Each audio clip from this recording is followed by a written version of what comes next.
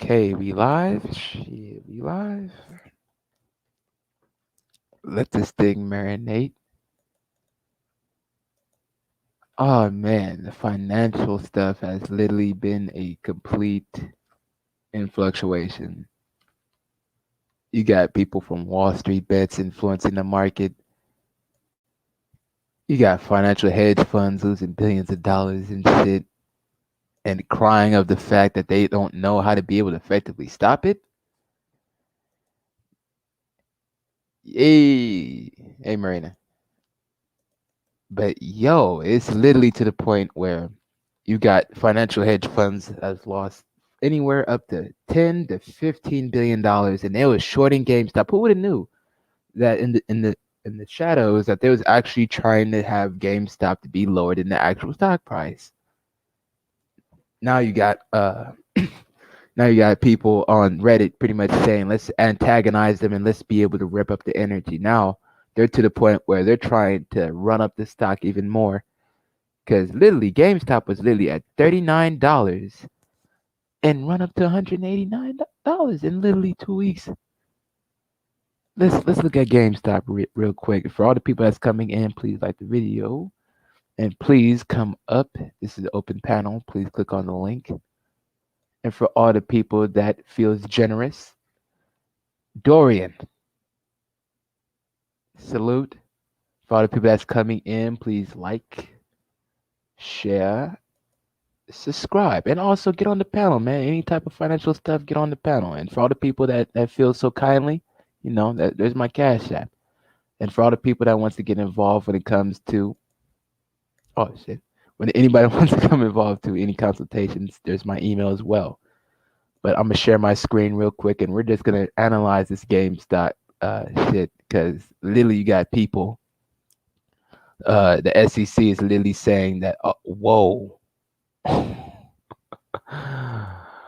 Oh man, GameStop has literally cashed out the money because they literally took the funds and said, okay, it can be a Ponzi scheme, but let me get my beak wet a little bit. Let me get some money. And they pulled out money because literally the stock is literally power shooted the $340. And let's look at the chart so we can all be able to analyze this comical relief here because literally it went from because last time I checked, man, it was literally at 178. Now it done shot it up. And for all that people that's coming in, hopefully y'all can be able to see my screen. Can y'all see my screen? And look how much change that there was. It literally shooted up to $131, 66% off the start of the market already. Already the shit done power shooted up.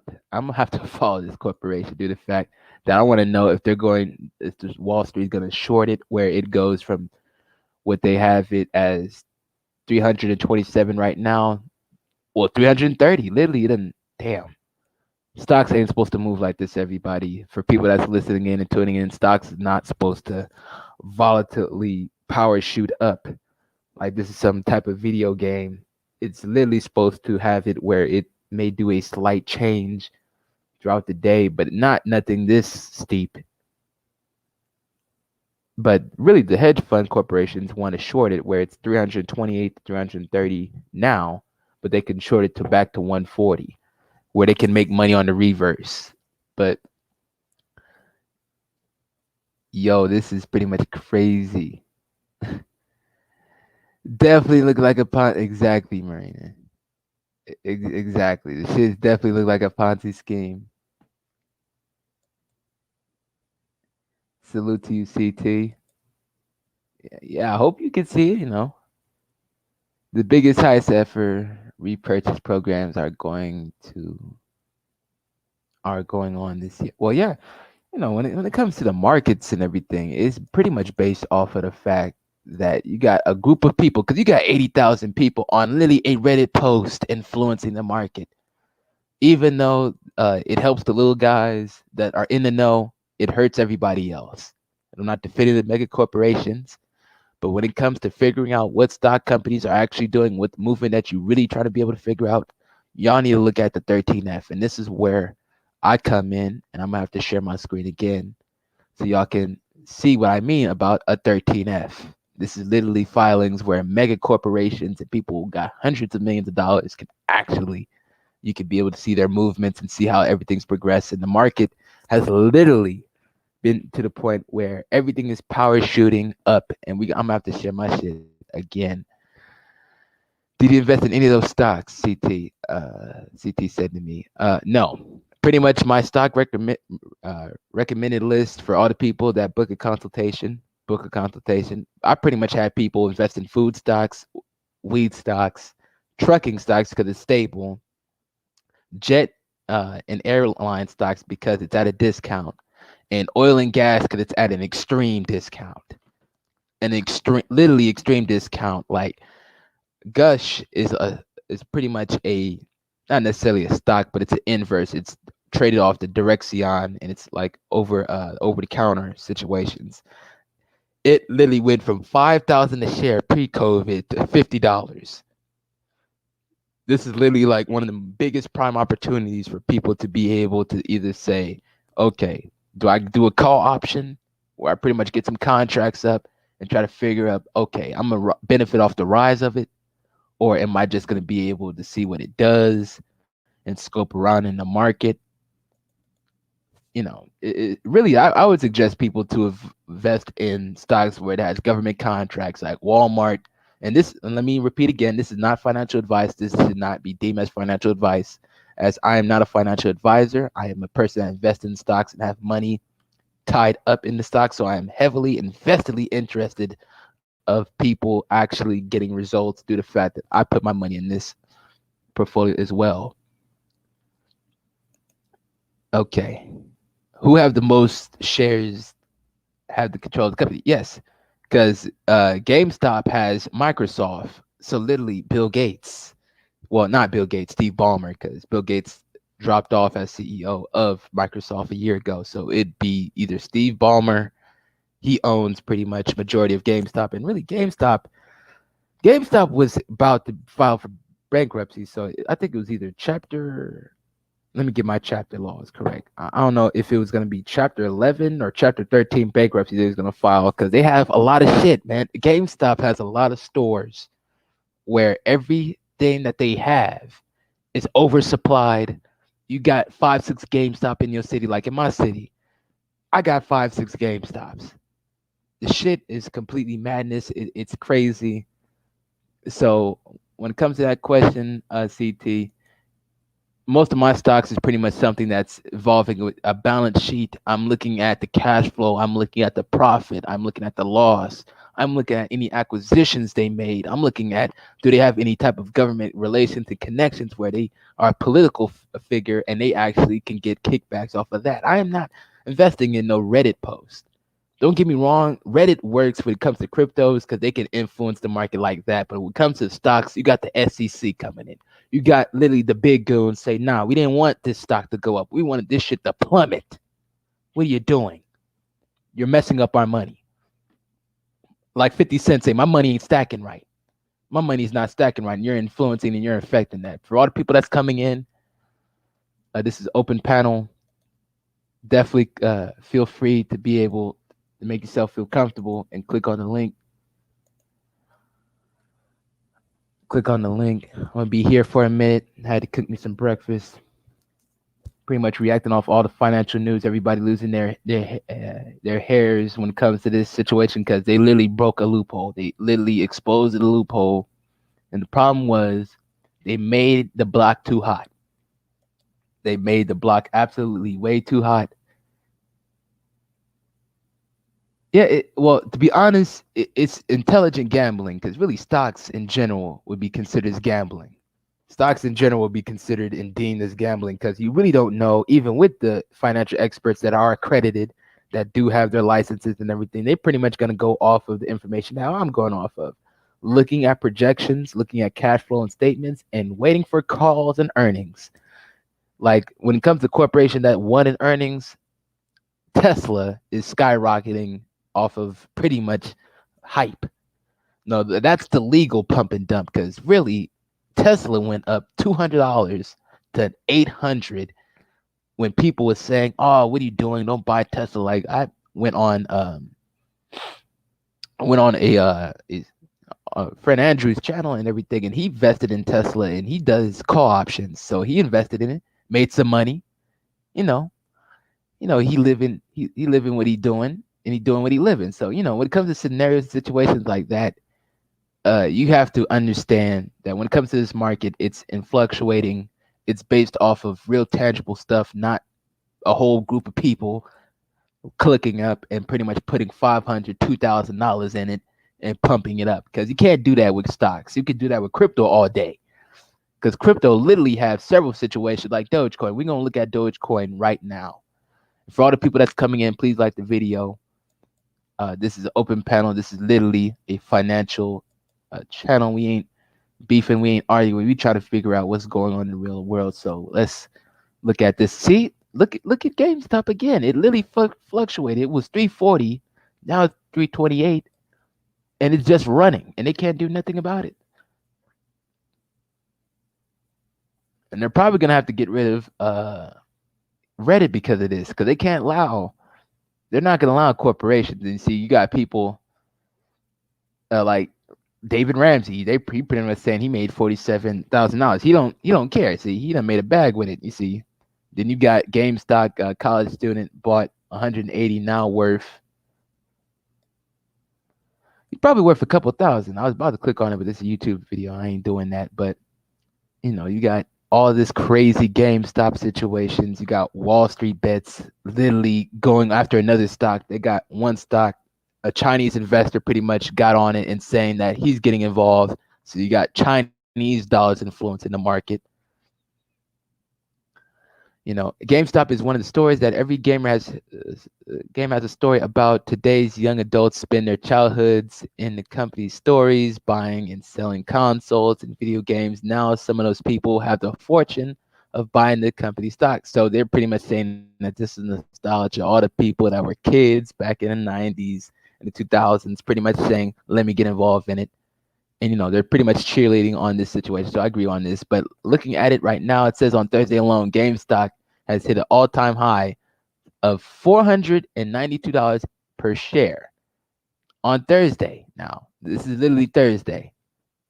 So literally yesterday, it was parachuted, then dropped, and that's because of Wall Street trying to short everything, and literally jumped another 75% to 341. Literally the next day, Friday morning. Says here, even though GameStop itself hasn't changed much in the past month, the stock has shot up as much as 2,752%, and that is not a typo. They're probably going to parachute again because they got Chinese investors. But by the close of the trading Wednesday afternoon, the stock was up at $347 per share, up from a historic low of $3.30 per share the summer of 2019. Now, we're going to get at Dogecoin because Dogecoin is the next coin that they're pumping up right now as we speak. But that should show you that this is the massive pump and dump. Anything that was $3 last year, $3 last year, $3 last year, and now it became a a couple $100, and nah.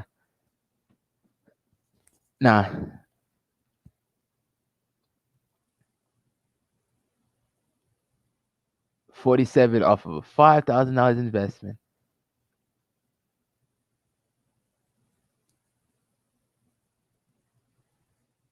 Mega corporations is winning off of this. Mega corporations is winning off of the fact that they're going, well, not multinational. Let me get this clear. Multinational corporations, because you got a Chinese investor putting $1 million into this. He believes in the hype. And for one thing, Asians are the biggest gamblers when it comes to the crypto and the stock market, due to the fact that they pour in hundreds of millions of dollars. XRP, well, XRP and Stellar, I would say Cardano. If you're gonna do an actual stock crypto, Cardano, ARK, basic attention coin, and pretty much Bitcoin is too expensive.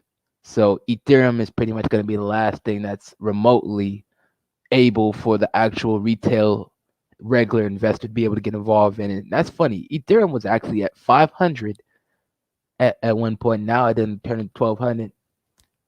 Litecoin is pretty much the third cheapest. So Bitcoin is gold, Ethereum is the silver, and Litecoin is like copper.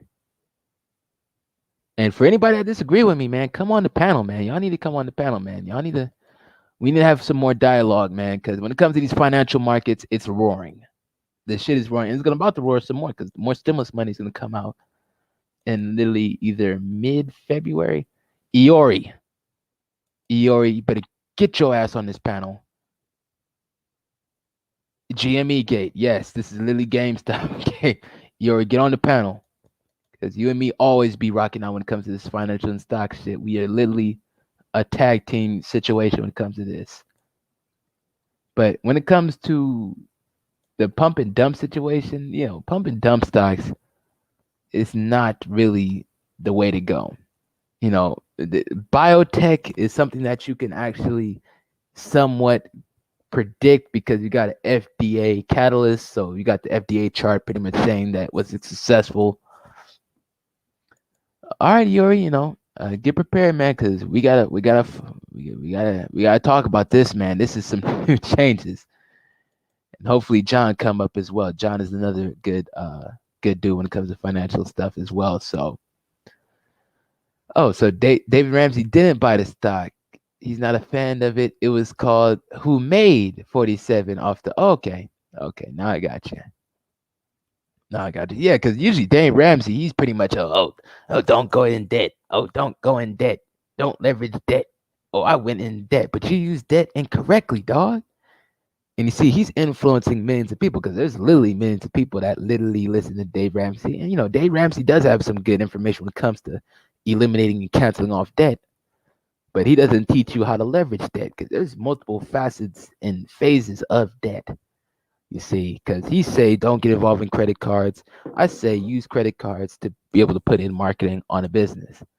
You see, people love Dave Ramsey. Dave Ramsey, he's a good financial dude when it comes to canceling off debt. But other than that, okay. Oh man, there's some comments I've been missing.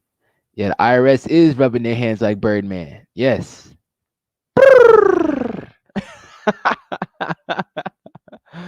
IRS is definitely rubbing their hands like Birdman. They say, Playboy, we won't collect that tax revenue. 616 trillion in currency and credit derivatives is in the market on the U.S. debt clock. Massive bets are out there. Yes, actually, surprising. Beauty with Essence. If you want to come on the panel, you are free and open to come on the panel. Because that's something that a lot of people don't talk about it because we have off the book debts that we don't necessarily take account of. We got literally billions of dollars of money that's in the market, and we got trillions of dollars off the market. So when it comes to scenarios like that, so let's look at Dogecoin for a minute. Let's look at Dogecoin. Let me type in Dogecoin. Here we go. Because I'm gonna talk about this, then I'm about to talk to my usual real estate financial stuff. But Iori, come on the panel. Essence with Beauty with Essence, come on the panel. Dogecoin. And Dogecoin was based out of nothing, man. That was literally a meme. That people liked. The dog, little doggy and shit. It made an actual social media frenzy in 2017. Now it has came back, and it still has no value. Literally none. Actually zilch. People say Bitcoin is gonna be at 100,000. The Bitcoin is probably gonna be plateauing beyond that because they're gonna put in more money because you got financial bigwigs that ain't put their money in Bitcoin yet. You got Mark Cuban going in Bitcoin. You got Elon Musk pretty much talking about Bitcoin and talking about they need to get involved. So you got a lot of power players that are telling you don't do it so they can get money in, then telling you do it because they already got their position ready. That's pretty much the epitome of hold on, wait a minute. Let me use my influence to stop you from buying some shit so I can buy into it. Then I'm gonna tell you to buy it. So it's really all this Reddit stuff and Wall Street bets is pretty much hypocrisy because he's literally doing what Big Wigs has been doing for all these years. Tell you not to do it so they can get in it. Then tell you later on, 6, 8 months later, when everything's marinated, to get involved in it. Dogecoin will crash if the Chinese, because really with crypto, man, Americans do not influence the crypto market. Don't let nobody on YouTube lie to you and say that Americans actually influence the market. Because when Americans go to sleep, where the East is pretty much gone to sleep, that's where China wakes up, and that's where they put and pour billions in, pouring billions overnight. Because that's where you got the Chinese, they woke up. You got people from Korea and Japan. Those are another dominating feature when it comes to it.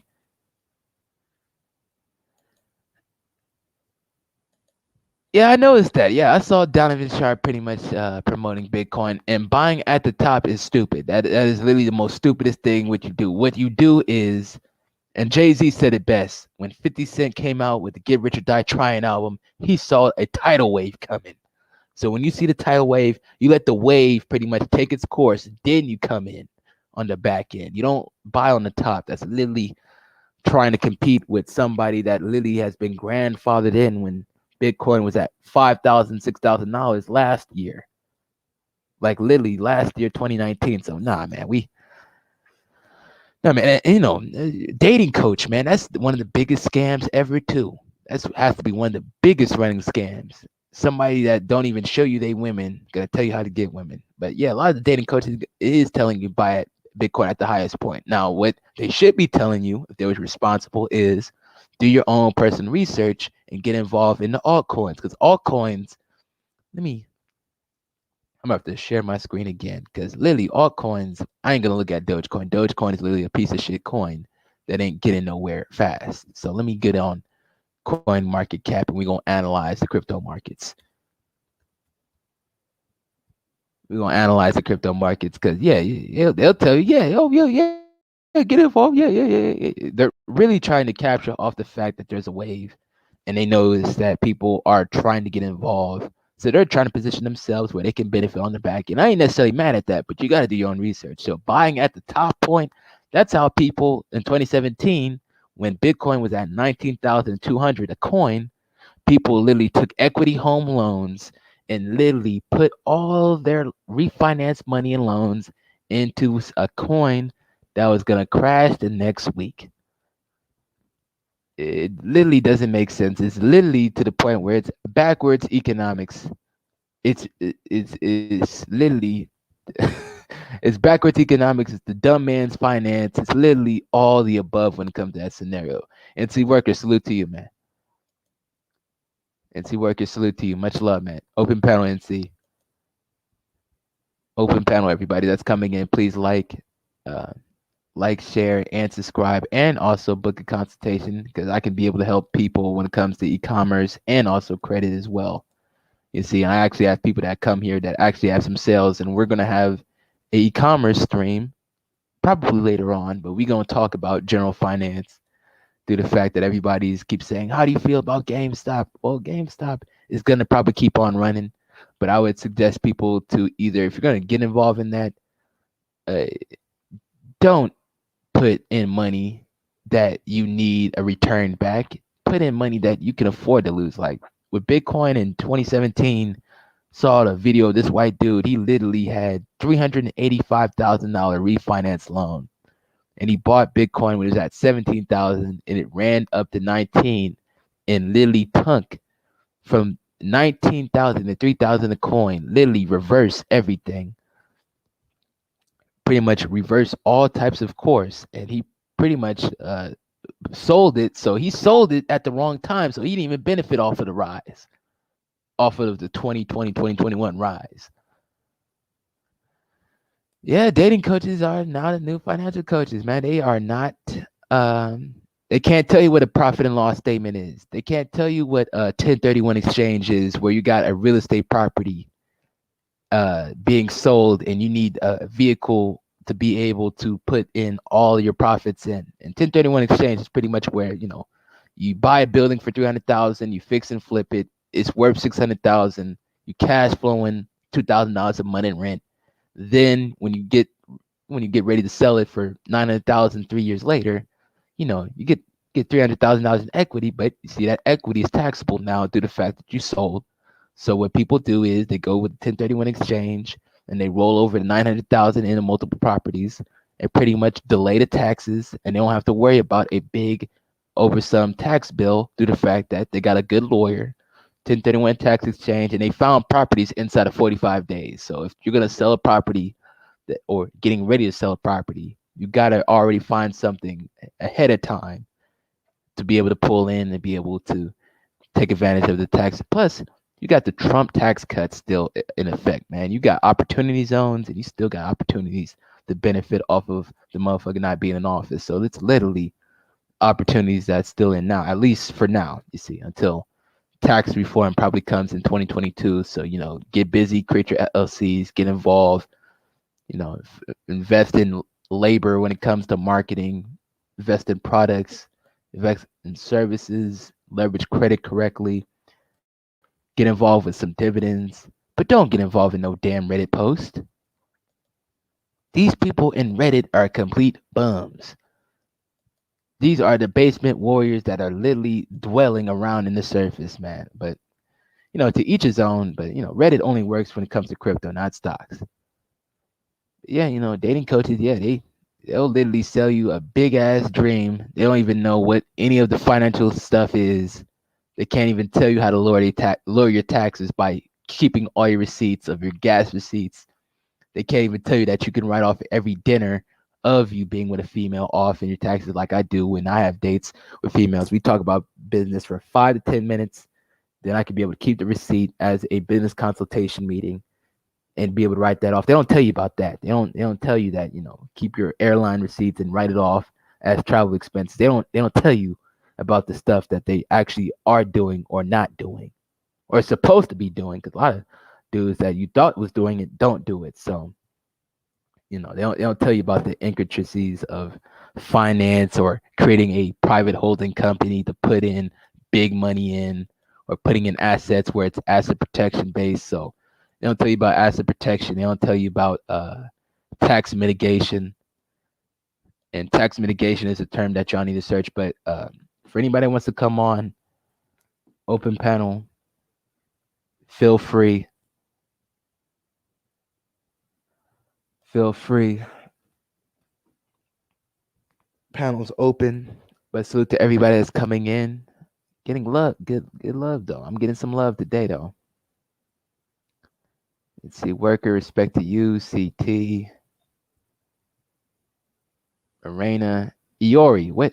Iori, if you're still listening, man, the link is in the chat, bro. You need to get your opinion on it, because certain positions that you told me to be able to look, I actually benefit off of. That's why you need to come on the panel so everybody else can be able to soak up and get this thing going. Oh yeah, and another thing, Marina, is they have it where they call something of a bail-in. Say if the debt is so insurmountably big and they have to do a financial reset, they have something where it's called a bail-in, where they pretty much use people's money in their accounts and pretty much say, we're going to use your money and we're going to give you shares. And it's going to be a stock or shareholder-based economy, where pretty much the shares that they pretty much give and issue to either every American citizen or probably most of the populace in this country, in order to be able to financially reset. But that's if things is really dire. That's extremely dire. That is extremely dire. That's literally if it's literally no other option in order to be able to do a share-based, stock-based economy. Duly noted. Yeah. So from really what's going on to these markets and everything, things is moving rapidly quick. Now stocks that I did have interest in were 3D printing stocks, because let me show y'all. First, let me share my screen real quick. We're gonna look at the Bitcoin markets, because I had people emailing me crazy saying, "You see, Bitcoin is going up, nigga." And wow, you even got Wall Street Bets. They got a crypto coin. That is funny. Wall Street Bets is literally at a market cap of $24.8 billion. They literally then made it into a moonshotting. Let me look at this. Because my black ass be completely ignoring most of the little rinky dink coins due to the fact that it's not backed by nothing. Okay, you got Bitcoin at 36, Ethereum at 1300, Tezos $3, Icon. Now Icon, I actually believed it because I had Icon at 15 cents. Now the Icon actually had something backing it. Now you got Dogecoin.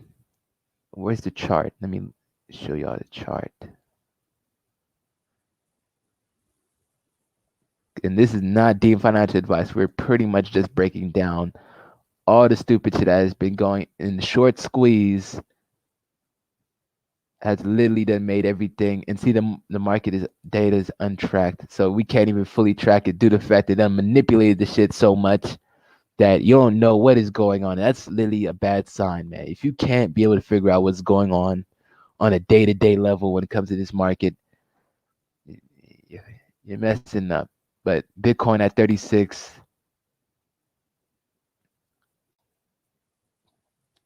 And Bitcoin's rise is unnatural too. That's not even a natural rise. That's not even a natural rise. And now you got everybody that was against Bitcoin saying go for it. I'm pretty much telling people to pretty much just do your own research on this. Do not let somebody that was saying that it's piece of shit telling you that let's go for it.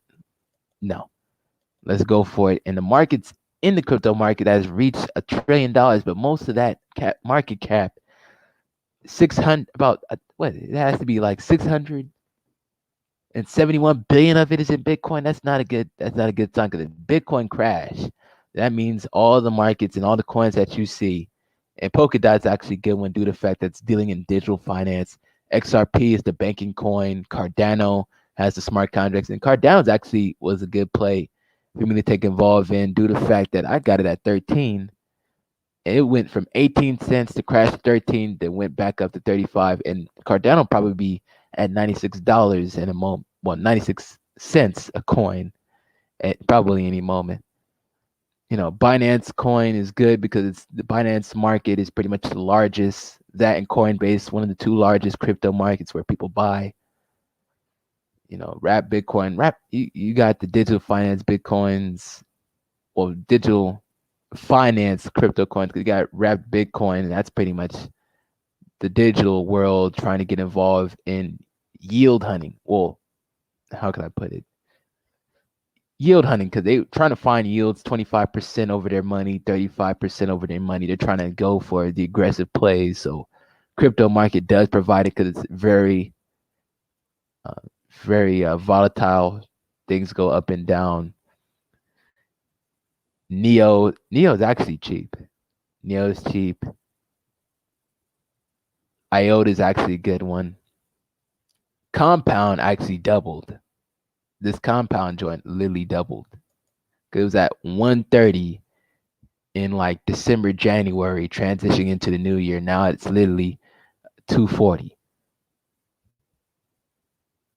Now this one is involving digital finance, and it's actually going to go up due to the fact that you're going to have more bankers pulling in more money. You see, so we got a $2.4 billion market cap. The volume that's being traded, 300 million, that's being traded in 24 hours. The circulating supply, so they got like 4 million coins in the circulating around, so that's literally like 40% of its total coins, because they got like 10 million coins. But still, yeah, like I said, man, look at that, this chart and everything. This literally moonshotted in the past 2 months. You know, you got these banking coins, you got bankers trying to get involved, you got people literally saying that they need to put in something, a vehicle and an asset where they can be able to get involved in. Okay. Yes, 401ks are based that way. You know, your retirement money. not really secured. Most of the funds are being invested in the stock market. Yes, yes, because they gotta hunt them dividends. They gotta get them yields.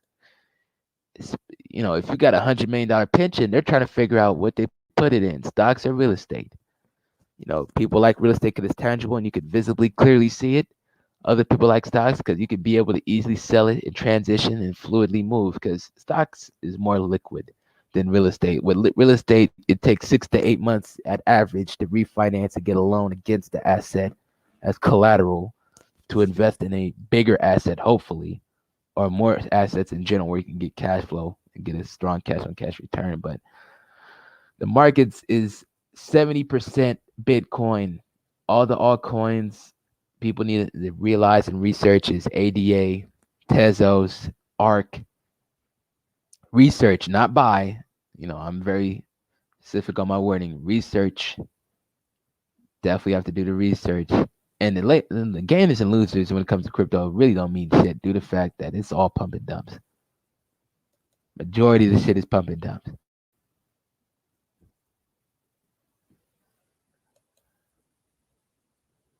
Jamie Johnson, if you want to come on the panel, there is a link that you can utilize if you want to get a in-depth question. But if you make money on Bitcoin off of buying and holding, because there's no secure way of getting a Bitcoin dividend.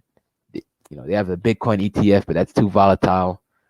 But in order how to make money on Bitcoin per se, it would have to be either you got involved extremely early. We talking about 2012 early, and people that got involved in 2012, they can't find their Bitcoin wallets, so they're pretty much going all out crazy, trying to be able to figure out where the Bitcoin wallet so they can get to those millions. Because literally, I had white dudes telling me, well, I have one German client. He pretty much told me that he bought Bitcoin at $2, sold it at $50 just to come back to see that the shit done parachuted up to thousand at the point it was 2016.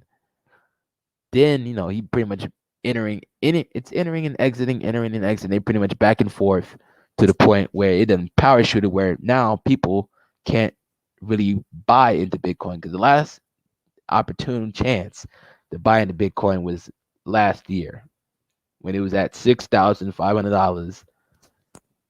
2019 October, that's when it was actually affordable. Now it became to the point where everybody know what it is. Corporations is trying to get involved in it. You got the SEC doing the same thing that they're doing with Reddit and Wall Street Bets saying that, hold on, we got to stop this. We got to put restrictions in so we can get involved in it. We can figure out how can we be able to make sure this doesn't happen again.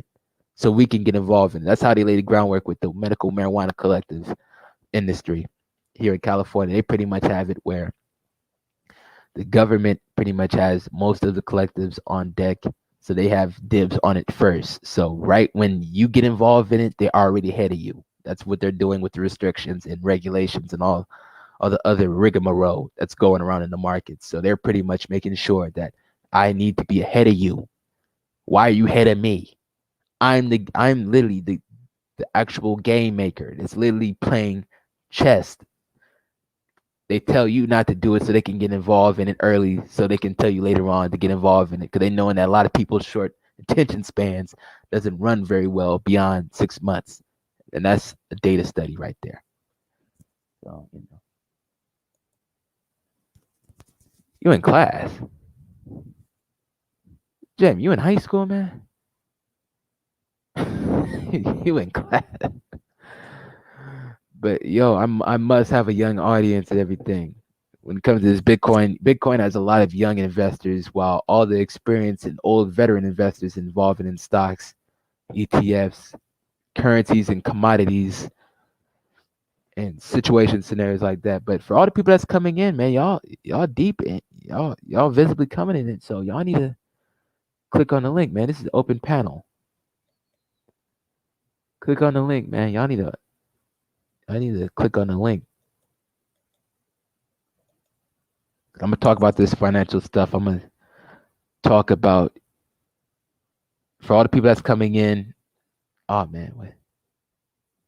My internet connection's fucked up. Hold on. Shit, let me do this shit real quick.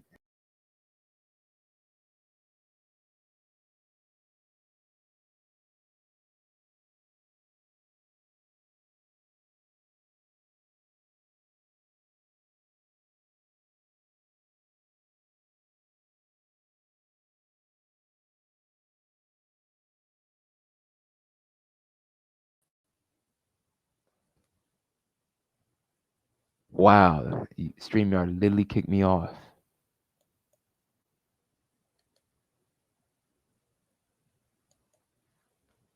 StreamYard literally kicked me off. This is crazy. Thank you, Marina. Thank you. Thank you, Marina. Thank you. Now, for anybody that wants to come on, somebody needs to click on the link, or I'm literally gonna take my ass to bed, or bark at my staff when it comes to my store. So somebody needs to click on the link. Anybody has a question, anybody has any commentary, click on the link. If not, I'll just get back to studying and figuring out what's going on in these markets, because literally the market has been open for the past 3 hours and literally everybody's losing their heads. Got hedge fund companies don't know what to do. You go shit or go blind. You got people that think that they got a chance, but they're gonna buy at the top and literally be the ones carrying the bag when it all shorts, because GameStop is gonna eventually short. Due to the fact that you got hedge fund corporations pretty much has a vested interest in GameStop crashing, while you got Microsoft, they benefit off the fact that they bought, I think, around 70 to 80% of its shares a couple years back. Well, actually, not even a year back. It's actually a couple months ago. So I think a couple months ago, Microsoft has literally bought the shares. So let me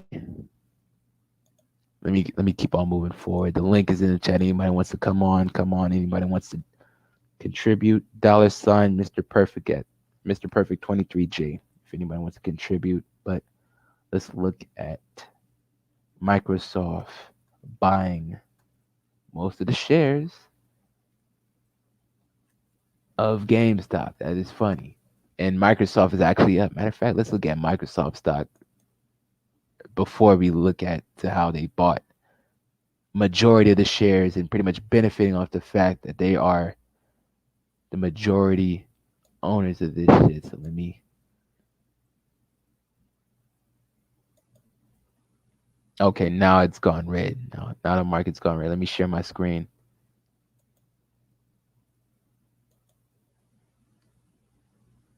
Jamie, you're trolling. This is not what this channel is about, man. If you want to do that, you need to go on Tasha K's channel. That's for the tea sippers. I ain't doing that. How do I feel about Nicki? Nigga. Okay, now y'all can see my screen. Okay, Microsoft is at 230.92. Let's look at the maximum so we can get a wider version so we can look at it. A wider stance. Seems like here, Microsoft has been at the highest. Well, the first highest was literally the 2000 or so. That was the .com bubble. Then when the bubble popped. So let me do research on this. So from November 1998 to January 7th, that's where Microsoft pretty much had its top, was its first rise. Then it crashed to 23 in 2000, about to be 2001. So it literally crashed. So from 2012 era to 2016, had another surge. Let me get this correctly. Had another surge there. Then you had scenarios where 2016 from modern day parachuted close to 300%. And Microsoft is going to benefit off the fact that it has enough cash aside to be able to buy other cloud companies.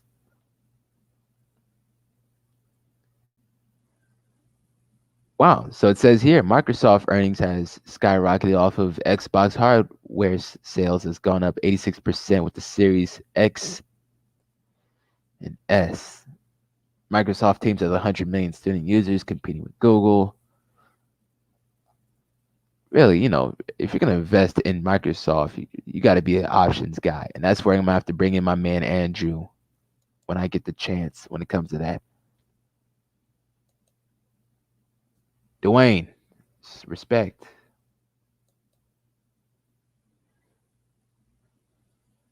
Take that to,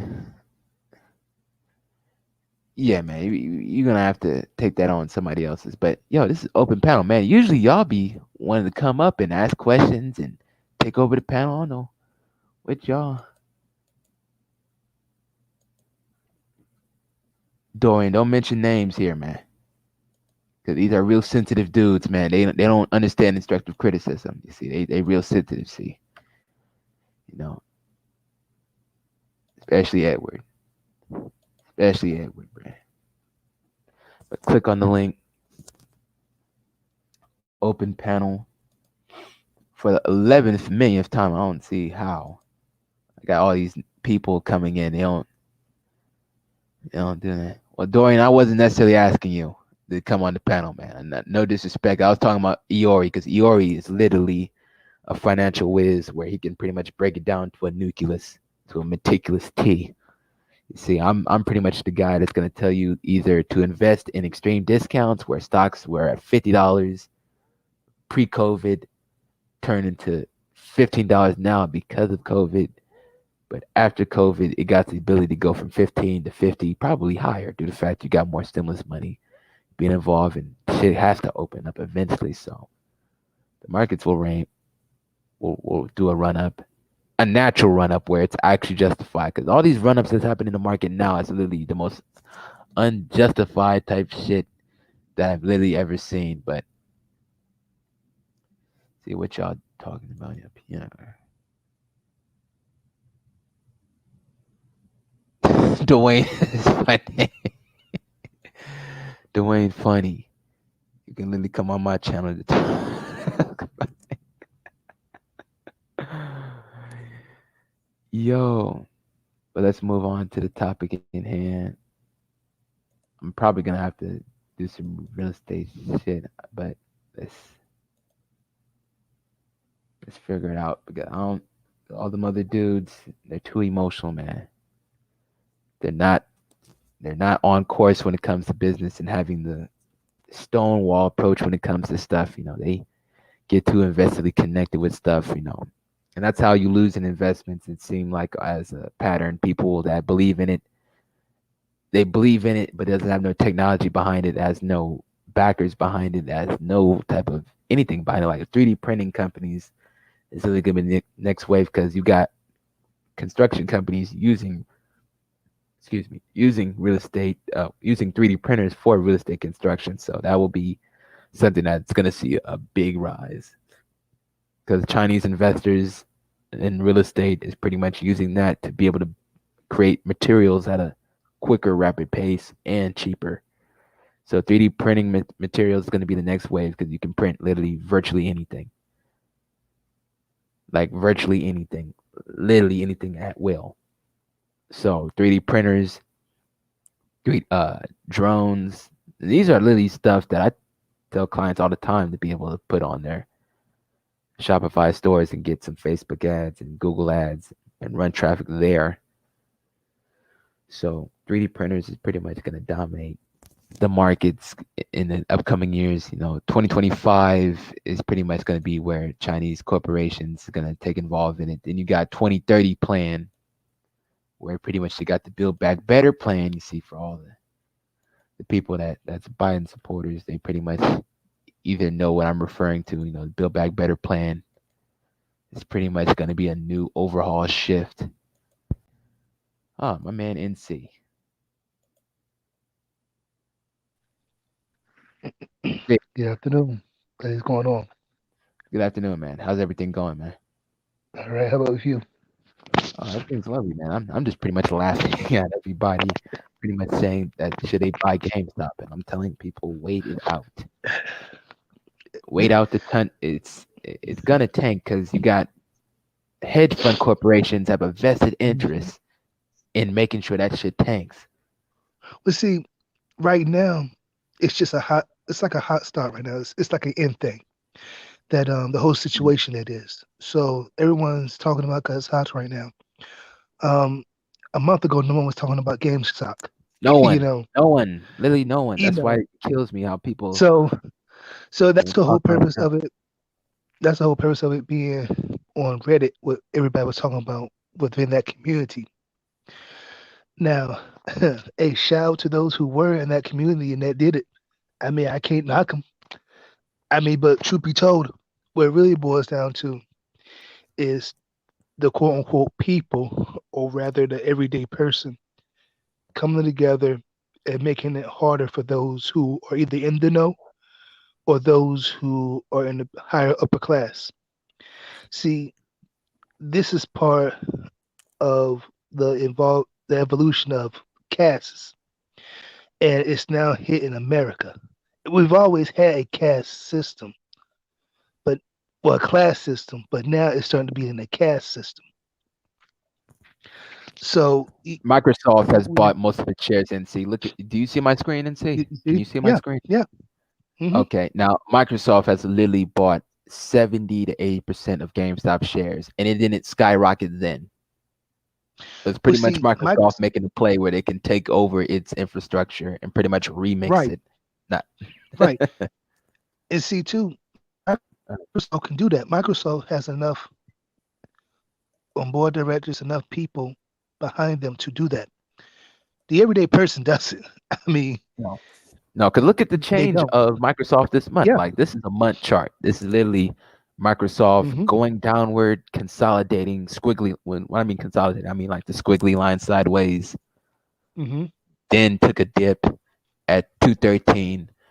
Then literally power shooted upward 30% vertical. Well, not And see, 30%, by actually 12% vertical. My bad. and see too, that also helps out their stock too as well. When you buy an investment as a company, and Mhm. invest in another company, when that company stock goes up, yours go up too as well. So it's really a catch 22 when it comes down to other companies buying stocks in other markets or other places. Like, look how volatile it looks from July of 2020, where it was 204.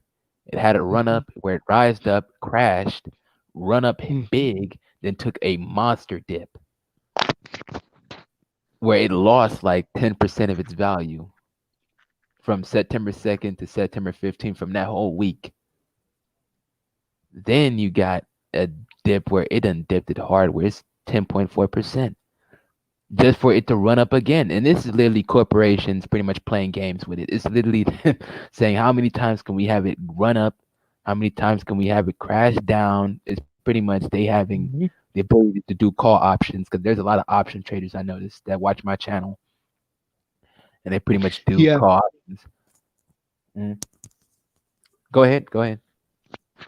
Let's see. Yeah. ACE too.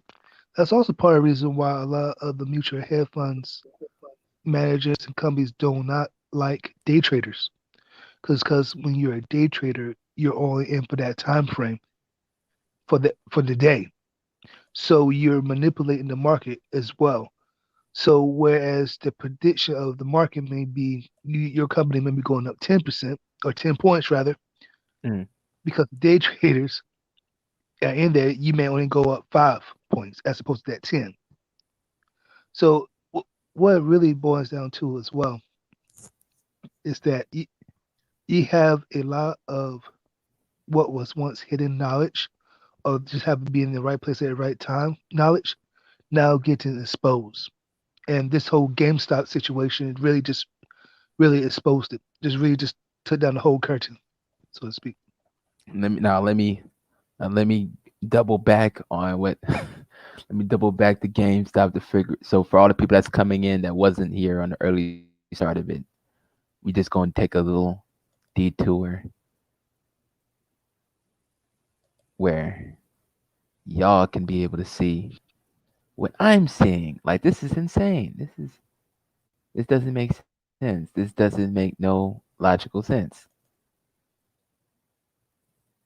349. So it literally went from 327, 330 when the early start of the stream. It literally shooting up back again. I don't. It's up 80%.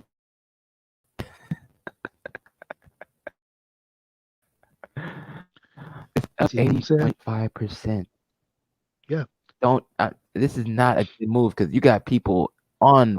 And I'm gonna have to share my screen on when it comes to this Wall Street bets shit because they saying, oh, we're gonna keep on buying.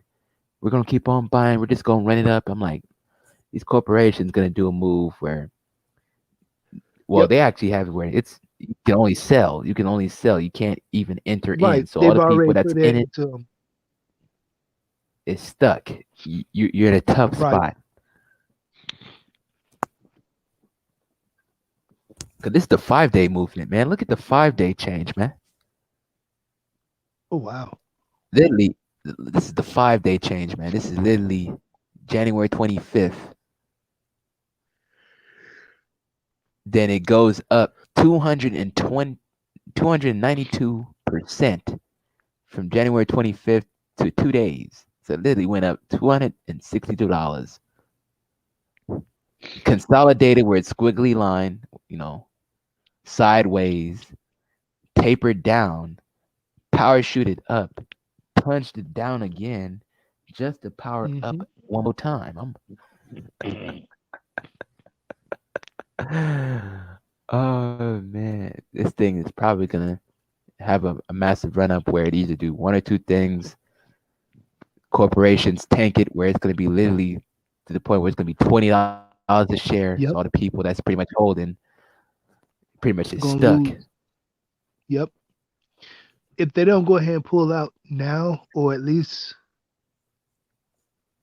Pull out and now. I'm not Pull out now. What the hell? This is not financial advice by any means. I know.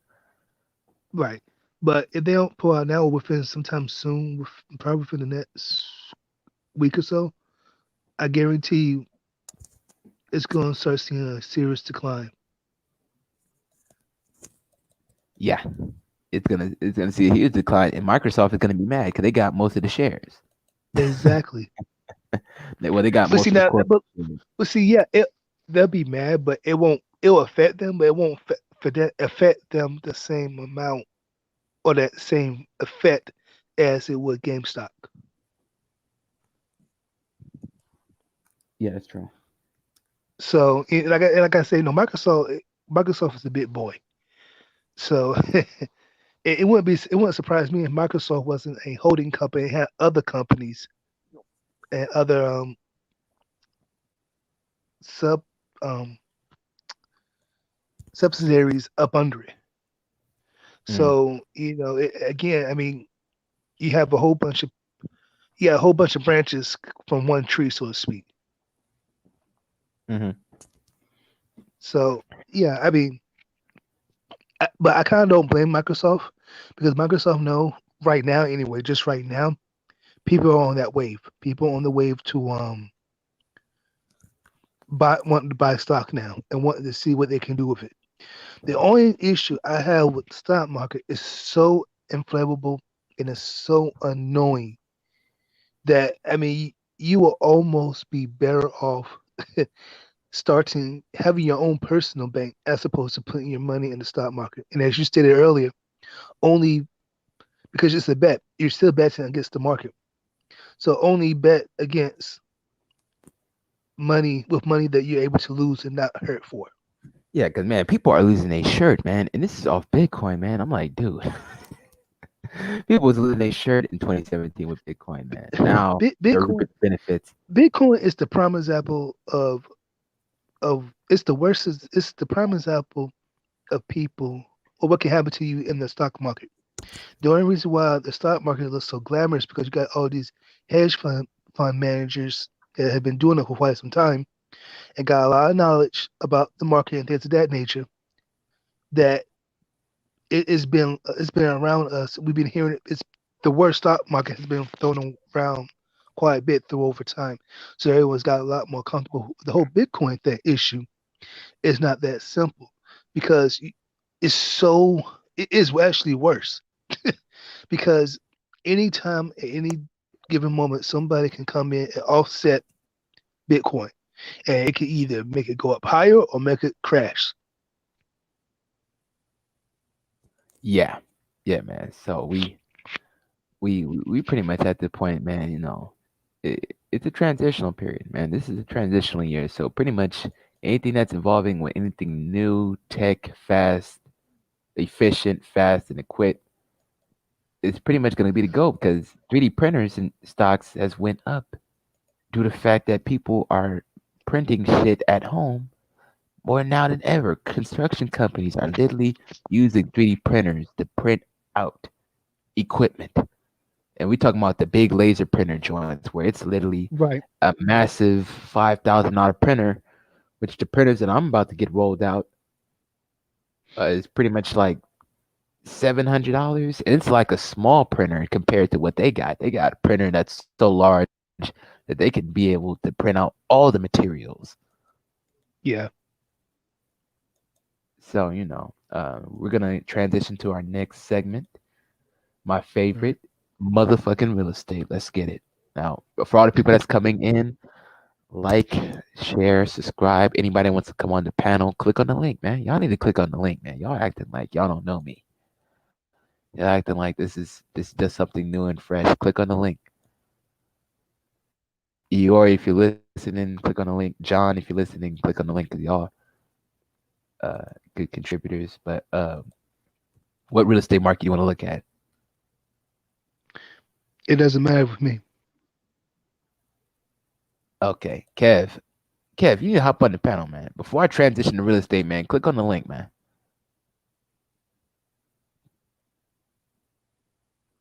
My man Iori. My man. What's up, buddy?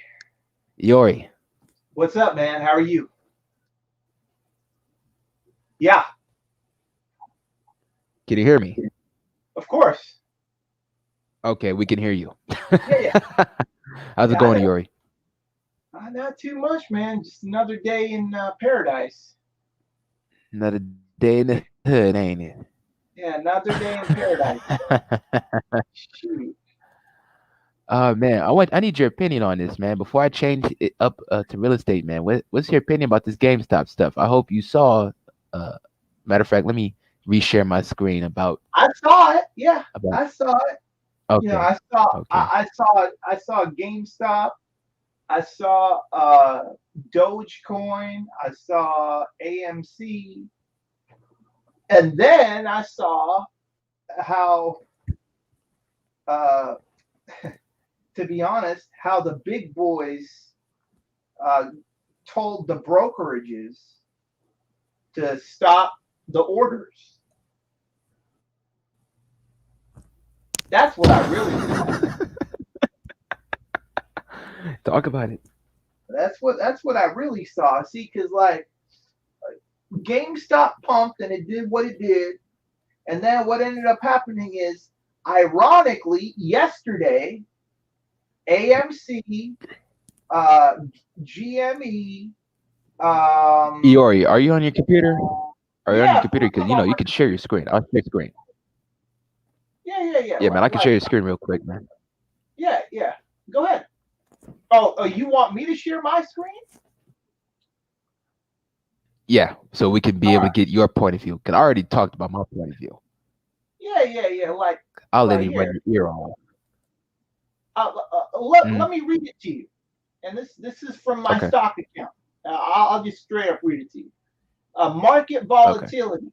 In the interest of helping mitigate risk to our customers, we have put restrictions in place on certain securities. Restrictions may include actions like increasing margin requirements or limiting certain types of transactions in the current market conditions for a list of impacted stocks. And then there's a link here, and I'll read what it says on the link. Okay, Mm, for stocks AMC, CVM, EXPR, that's AMC Theaters, mm, Express, Fossil, GameStop, Nokia, BlackBerry, Monster, Naked, and Cost. Like, see, because what was ending up happening is those people on Wall Street Bets were actually saying, look, these stocks are way overshorted. All we got to do is squeeze these guys and we'll start making some money. Shout out to the stimulus check. Yeah, so, more stimulus money is going to be running, so it's going to be it's either going to be a big run up. It's going to be a really big run up. They'll probably do something. But basically, what ended up happening is yesterday they limited and restricted you to be able to buy those stocks.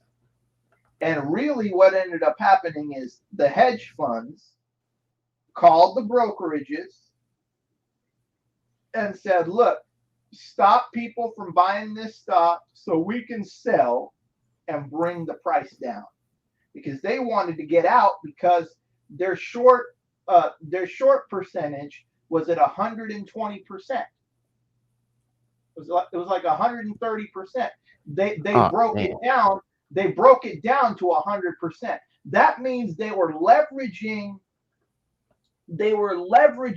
that stock beyond 100%, which basically means they were leveraging invisible money. Okay. See, that's a problem. That's a problem. Yeah. So they were borrowing on top of borrowing on top of borrowing and doing whatever they were doing. These people on Discord and what was it? These people on Discord, Reddit, Twitch, and Reddit. Stock Twitch. Yeah. I mean, they were like, look, man, the float is. I mean, the short percentage is way too high. There's definitely something going on here. And so what they did is they figured out what was going on and they, did what they had to do. And yesterday, I was trying to buy Dogecoin and my cryptocurrency brokerage didn't have Dogecoin available for sale. I could buy anything else. What? But I couldn't buy Dogecoin. So that what that's telling me is that's what it. Like there is no such thing as a quote unquote free market. Push the markets to a particular percentage, and you'll see how free the markets are. Mm-hmm. Yeah, that's true. That's true. Now all of a sudden people start making calls and all this kind of shit. And then all of a sudden you can't even sell the stocks that you have. You know what I mean? So yeah, you can't even be able to sell. You can't even be able to sell your situation now. Yeah. So we got Kev. You're give me a quick second, man. I gotta let Kev speak his speech. Go ahead. Kev, can you hear me? Yeah, I can hear you. Okay, we can hear you. How's it going, man? Oh, not bad. Check out the channel, get some information, get some knowledge. It didn't, I had some questions about some stuff. I figured this is the best way for me to learn, especially when you're getting ready to talk about real estate. Because I had some ideas about where I'm planning on going with that. Just from what I'm reading, and I thought I'd get your thoughts on it. Nothing that, and it's nothing that like I should be like, oh, let me keep it top secret. I don't want to say it on a panel. Everybody will beat me to it. It's just people with money or whatever. Because there's there's some elements. There's some knowledge elements that you would have to be able to do it. Well, you could probably find somebody, I guess. What I'm saying. Like, I guess you could probably find a person to do it. But anyway, I work in healthcare, the hospital system. It will actually in lab sciences. But one thing that this pandemic has shown me, I didn't realize how big the traveler nurse system is in this country.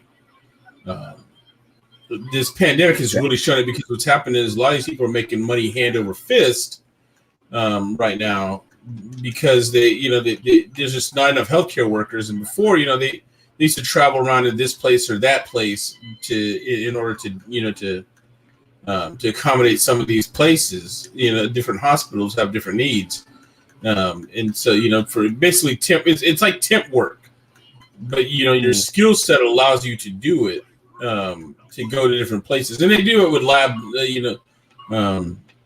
especially people like me, virologists and things like that.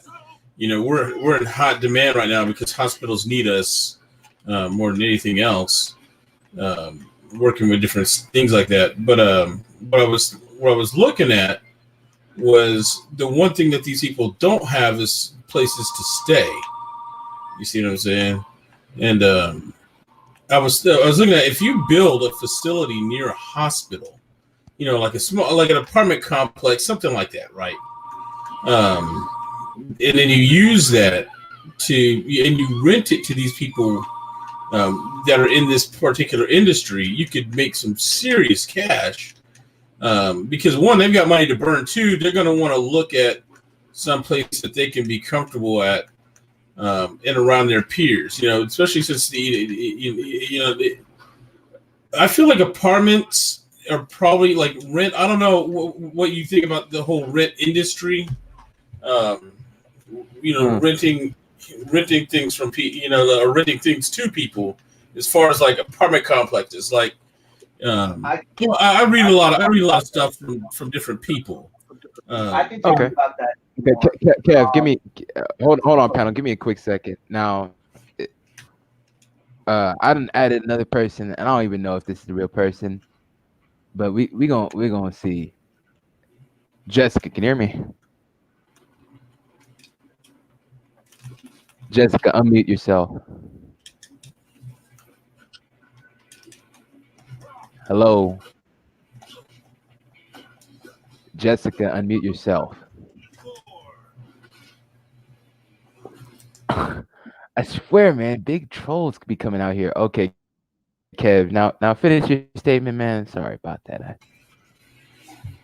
So I read a lot of biographies. That's my thing. I like history and I like biographies because other people's lives are more interesting than my own. To me, it doesn't matter who it is. I don't have to like the person. I can read anybody's biography or autobiography, even if it's in a field or an area that I'm not necessarily that I care about. Lives are just fascinating and how they intersect. But I've been reading Arnold Schwarzenegger's autobiography recently. I've been reading his shit lately too. I don't know. YouTube's been recommending me most of his shit. It's fascinating because you think of him as just like movie star, actor, bodybuilder. Like you would either dismiss him as a Hollywood, a big dumb tough guy who acts in movies, or you dismiss him as a big dumb, gym guy. You know what I'm saying? But what I found fascinating is he was actually super smart.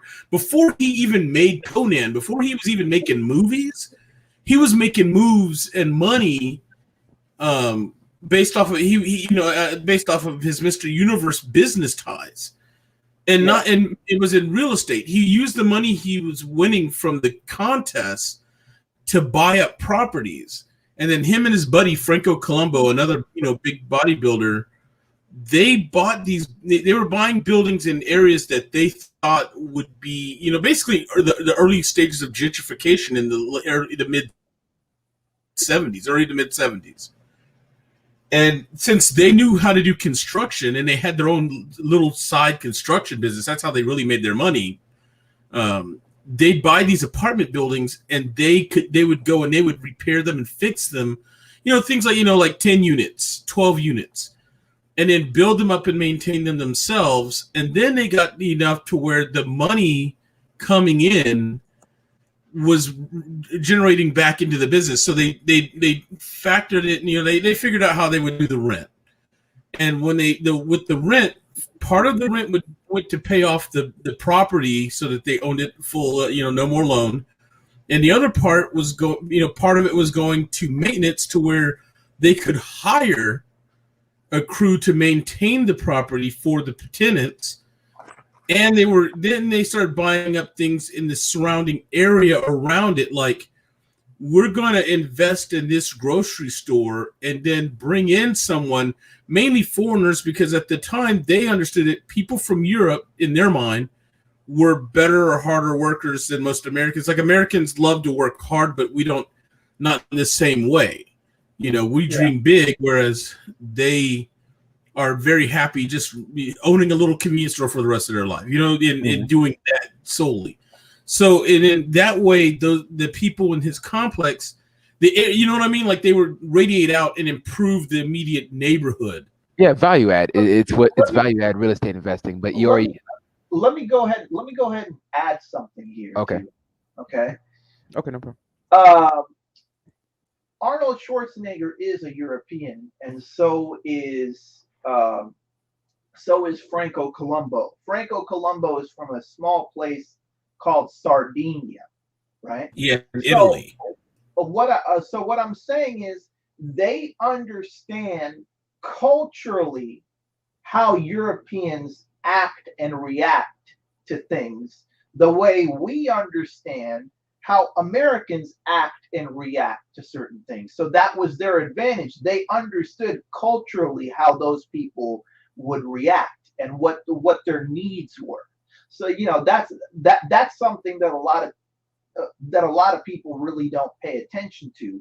But I just want to add that on to what you were saying about the point you were making. Yeah, because, you know, America, we love sensationalism. We love we love sensationalism. We love ourselves some entertainment. While Europeans, they're wired a little different. It's interesting because we are, strangely enough, the hardest working people in the world, but in a different way. For some reason, we pride ourselves on these 80-hour work weeks. You know, like it's considered a badge of honor not to take vacation. You see what I'm saying? Like, not to use your PTO, and people putting in, you know, 10, 12 hours a day, you know, or 16 hours, I can't think of the term. We praise people, you know, like that's an expectation. You see what I'm saying? That we work harder for what we have unnecessarily. You can still work hard, but I think it's a matter of efficiency versus dedication. Yeah. Yes. But what I found interesting about what Arnold was saying, like you said, him and Colombo came from, you know, European background. Colombo was a Mason, and I'm not talking Freemasonry. Well, maybe he was, I don't know, but I mean, like he that's how he started getting his body to begin bodybuilding. He built things out of bricks, yeah, for his family. Yeah, but how they radiated out. But the thing that I was curious about is how you go about the process of investing in a multi-unit building to rebuild it. Yeah, we're gonna look at multi-units in the South as we speak. Yeah, so, I mean, it depends. Okay, the one thing I wanted to say, because you were talking about the healthcare part, real quick. Yeah, because healthcare is booming. Healthcare is booming. I'm just gonna give you this seed, Kev, and I just want you to let it germinate in your mind. Understand that short-term rentals, when you rent something short-term, like month to month or a smaller amount of time, you can charge more for renting that for a shorter amount of time than you can having a 1, 2, 3 year lease, etc. Okay, so the real deal behind these traveling nurses and the way that I would structure it, you can structure it any way you want, is, and this is how most people structure it, they find out how long that nurse is going to be there. Usually there's terms like 3, 6 months, etc. And what they end up doing is they say, okay, I'll give you the place for 6 months for X amount of dollars. And most of the time, because it's a short-term rental, it's more for that month than it would be if it was a long-term rental. So that's how they're really making money with all these traveling nurses in terms of housing. Now, what I was thinking is that couldn't you, instead of doing it towards engaging the individual, couldn't you approach some of the companies they work for? Because a lot of them are contracted through But yeah, you can large do that. services. And then what happens is you rent the space to that company, and any nurses they bring into that city or area, they have an automatic, like a dorm basically. It's basically you're contracting with the hospital for whatever you want to do. Yeah. Or in this case, it's a hospital. In other cases, you're contracting with businesses or engineering firms, whatever it is. Because every business wants their people to be within a certain radius of the site. Exactly. See, this is why I fuck with Yori, man. Yori, my guy. Clever Kev. What real estate market you want to look at right now? Because we about to transition to my favorite topic, real estate. Then we're gonna double back from real estate to what's going on in the markets. Because so which markets are you? Down south? I don't have any specific place in mind at the moment. I'm just looking at the options before I even get in, because the other thing that I've heard is that sometimes that from other people is that real estate is a dangerous market to be in because there's a certain amount of risk. Property can devalue quickly, or for example, for apartments, the maintenance can quickly overshadow what you're earning from it, to where you're constantly you're just digging yourself a hole. Yeah, that's why.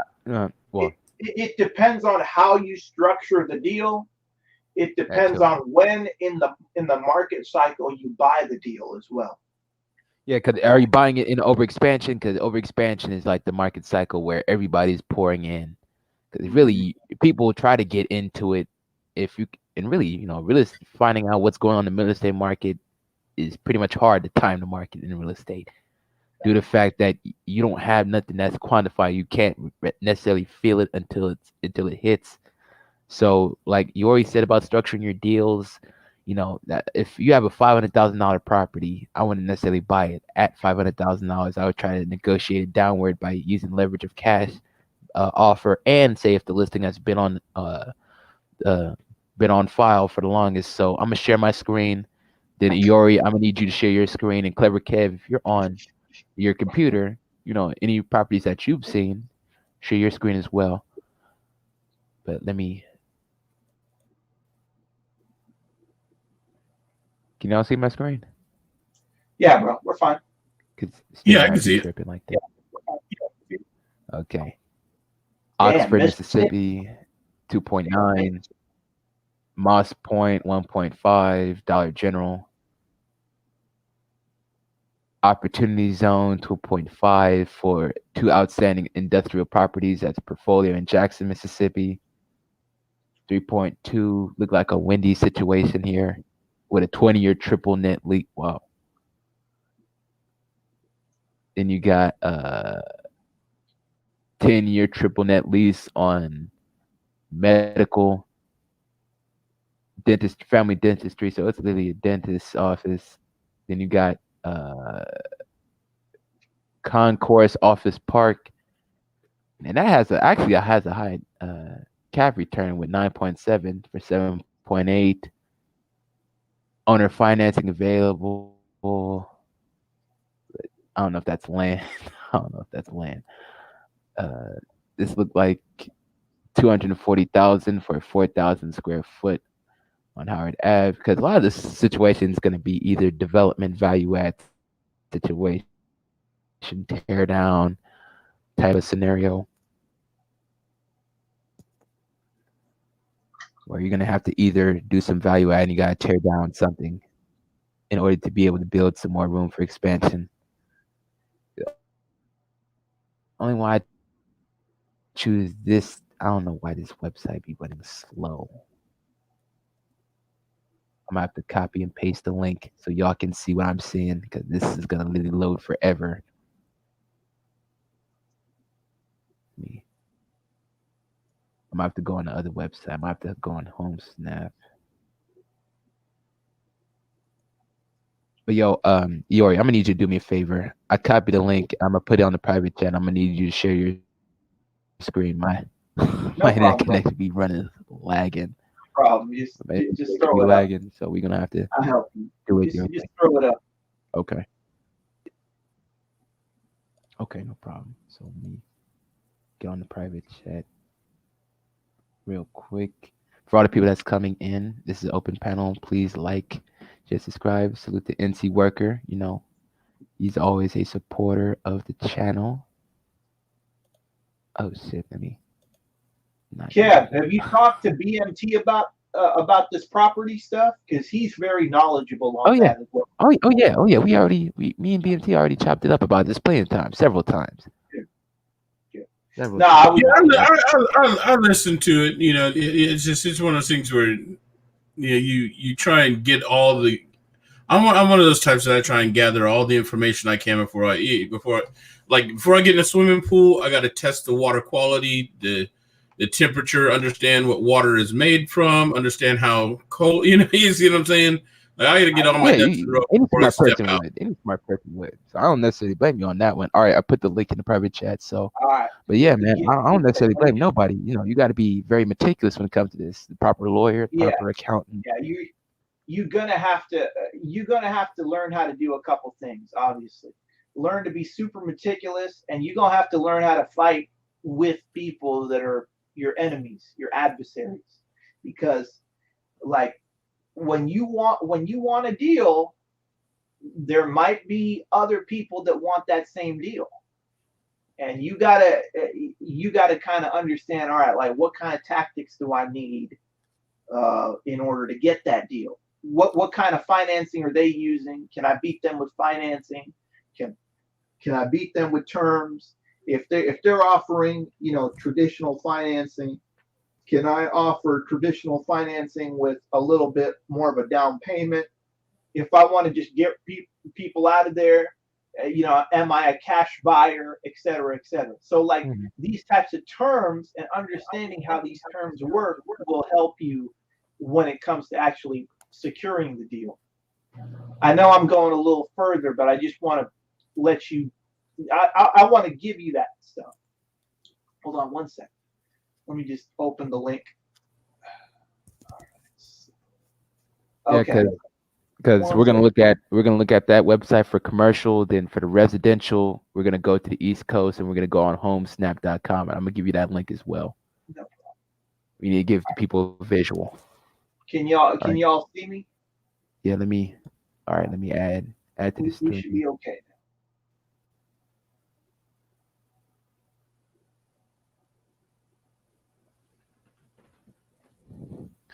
Alrighty, Yori, we're gonna cross-examine the shit out of this property. So this is definitely probably gonna be a value add scenario. And it's looked like sort of like the building that Umar Johnson was supposed to be getting in Philly. This really looks damn near. Yeah, it does. Shout out to the school. I don't want to beg on Umar because he actually got access to the building. He just needed to develop it. Yeah. All right. So, what do you guys want to know in here? Because but it's a vacant situation. Yeah. We need to get it for a lower price. Instead of $59, $60 per square foot, I want it for $45 per square foot. It's a medical office. The subtype is a medical office. The DOM is pretty high. That's the first thing I see. The DOM, right? I noticed that too.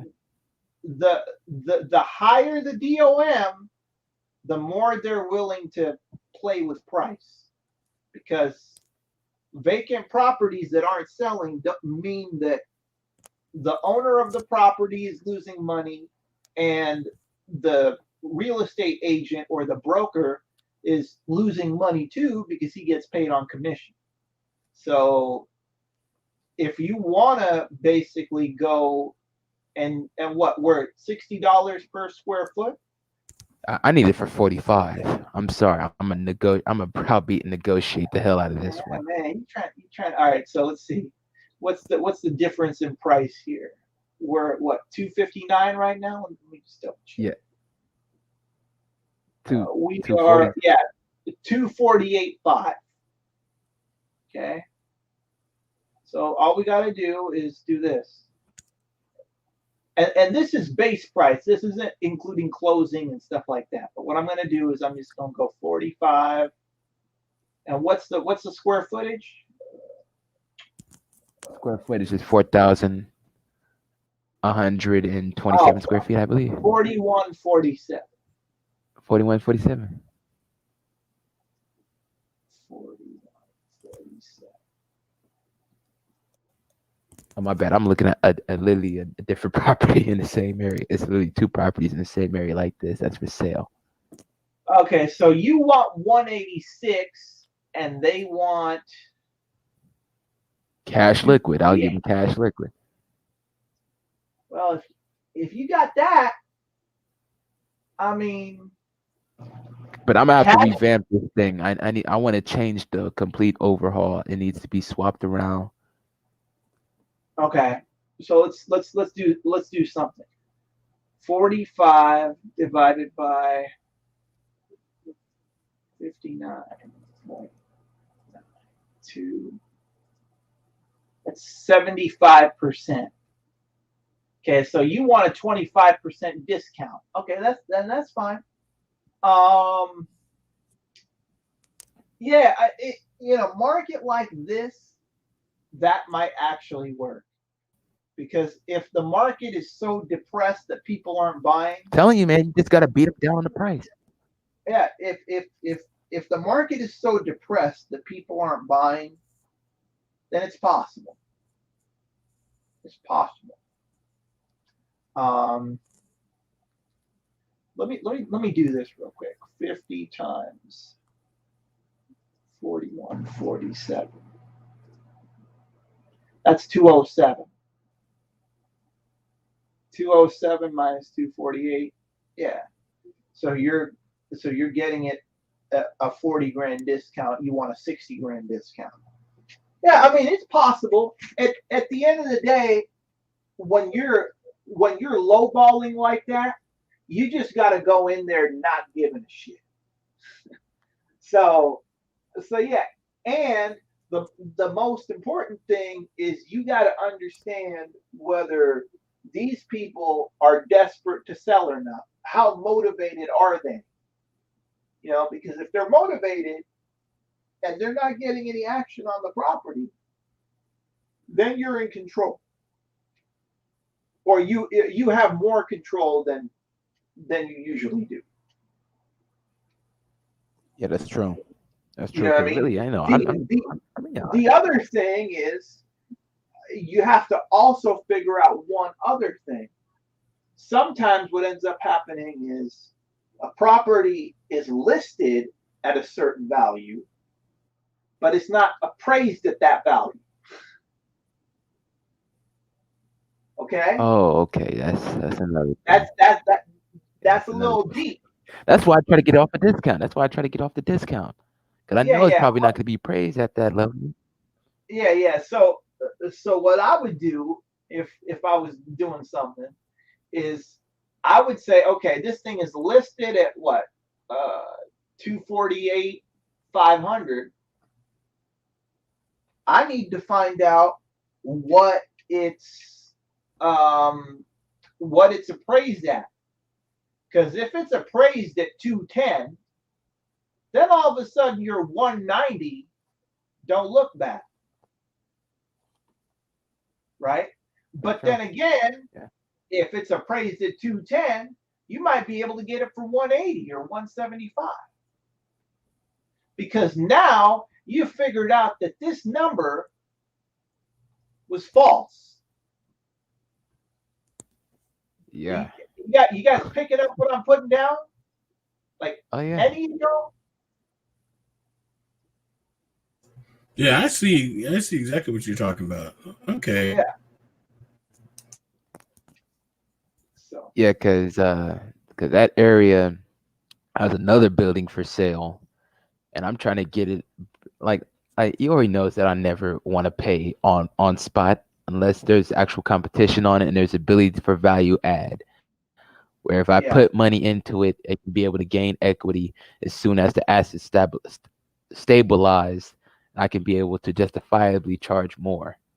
Hence of it being built up, value add, more amenities, accommodations. Because really, I don't want it to be a medical building. I really do want to repurpose it, but I probably have to research the zoning laws in that area later on tonight. So I'm gonna have to do some research. sure. Yeah. The other thing is, if you're going to do some kind of redevelopment project, the first thing that you want to do before you even pay attention is you want to find out whether the stuff that you want to do on the property after you get it is zoned the right way for you to be able to do it. Because depending on what you're doing, if it's not zoned for what you're trying to do, then you need to have a contingency plan or figure out what you need to do in order to make what you want to get done happen. So Yeah, that's true. That's true. I definitely. you know, so yeah, those are kinds Definitely of things that include 18. I would say. I mean, are you guys looking at anything else? Yeah, we got a couple more. We got a couple more markets. Research Texas market, and it has to be either Dallas, Houston, College Station, but it has to be in the realm of Texas because I got Texas watchers right now that begging me to death. So Howard Ave is something that I would try to get for 186, but real estate in Texas, Dallas Where Fort is Worth that? area. Dallas Fort Worth. Okay, do you I can't help you there. I'm in San Antonio, so but do you have the link for it, or do you want me to look it up? No, Like, no, no, no. You can research it on the same website, G. okay, all right, okay.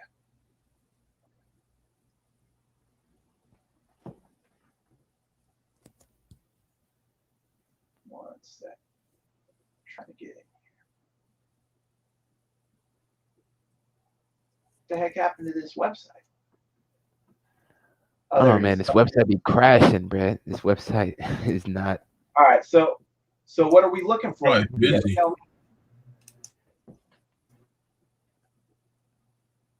Well, really, we're Yeah. looking for a price range specifically. So from up to problem. 1.3.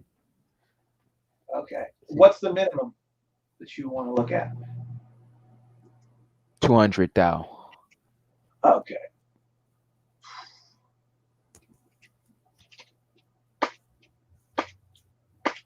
$200.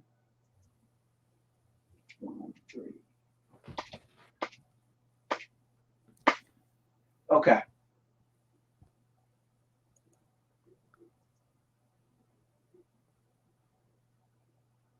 Yeah, I ain't giving nobody nothing. All right, so unpriced. Why are they giving me these unpriced listings? I told them my minimum was 200. Yeah, it does that. You just keep pushing through though. Keep. No, it's because I know why. Because they're sponsored to do it that way. I get it. All right. So you guys tell me what you guys want to look at. Just Well, scroll down. anything that involves of how can I put it? 4 unit.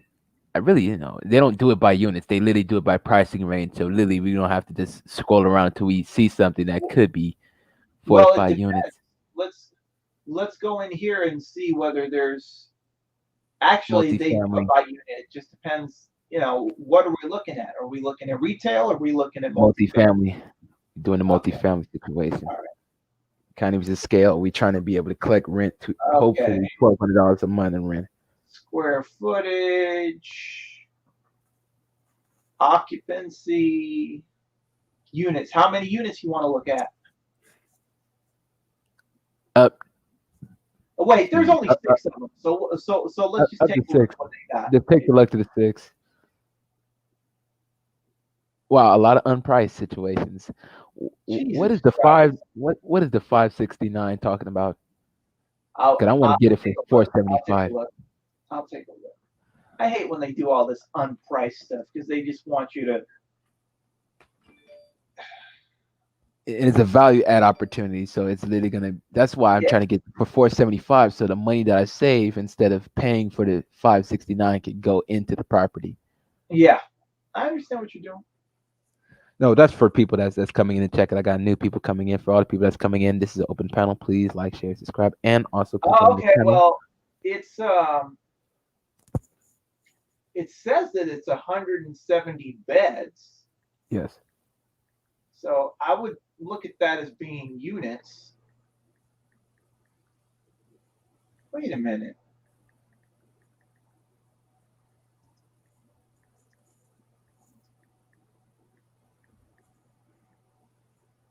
It says it's got 170 beds. Okay. Which technically, I mean, for me, beds and units kind of mean similar things. So 170 units for 200K, this don't look right. It doesn't look right. There's at least When they say beds, I'm thinking that's like some sort of halfway house or a, because look at the property. If you look at it, it looks like something where like a barracks almost. Let's see what it is. Where you can, you know what I mean? Like Google search the location. Google search the location when you're done. it has 3 courtyards, so maybe it's a motel, maybe like a roadside motel. But motels would be at least 1 million. That would be at least like 1 million. Even at that point, it's super underpriced. It's a senior property. Oh, yeah, senior living building. Okay, so that's why it's got beds. Probably little senior rooms. I got it. Yeah. Well, but wouldn't you think that those senior people have one room in private? Like, I don't know anything about senior living, so you might understand that a little bit more. Somebody else might. I have no idea. Yeah, they usually have little. If you think of a hospital. Okay. It's the rooms are about that size, like hospital-sized rooms, because a lot of them have hospital beds. You know, senior living. So there's probably each room is probably big enough to house a bed, a single bed, and a dresser, and a small closet area, and a bathroom. Right. And are they individual rooms or are they shared? More than likely, they're going to be individual.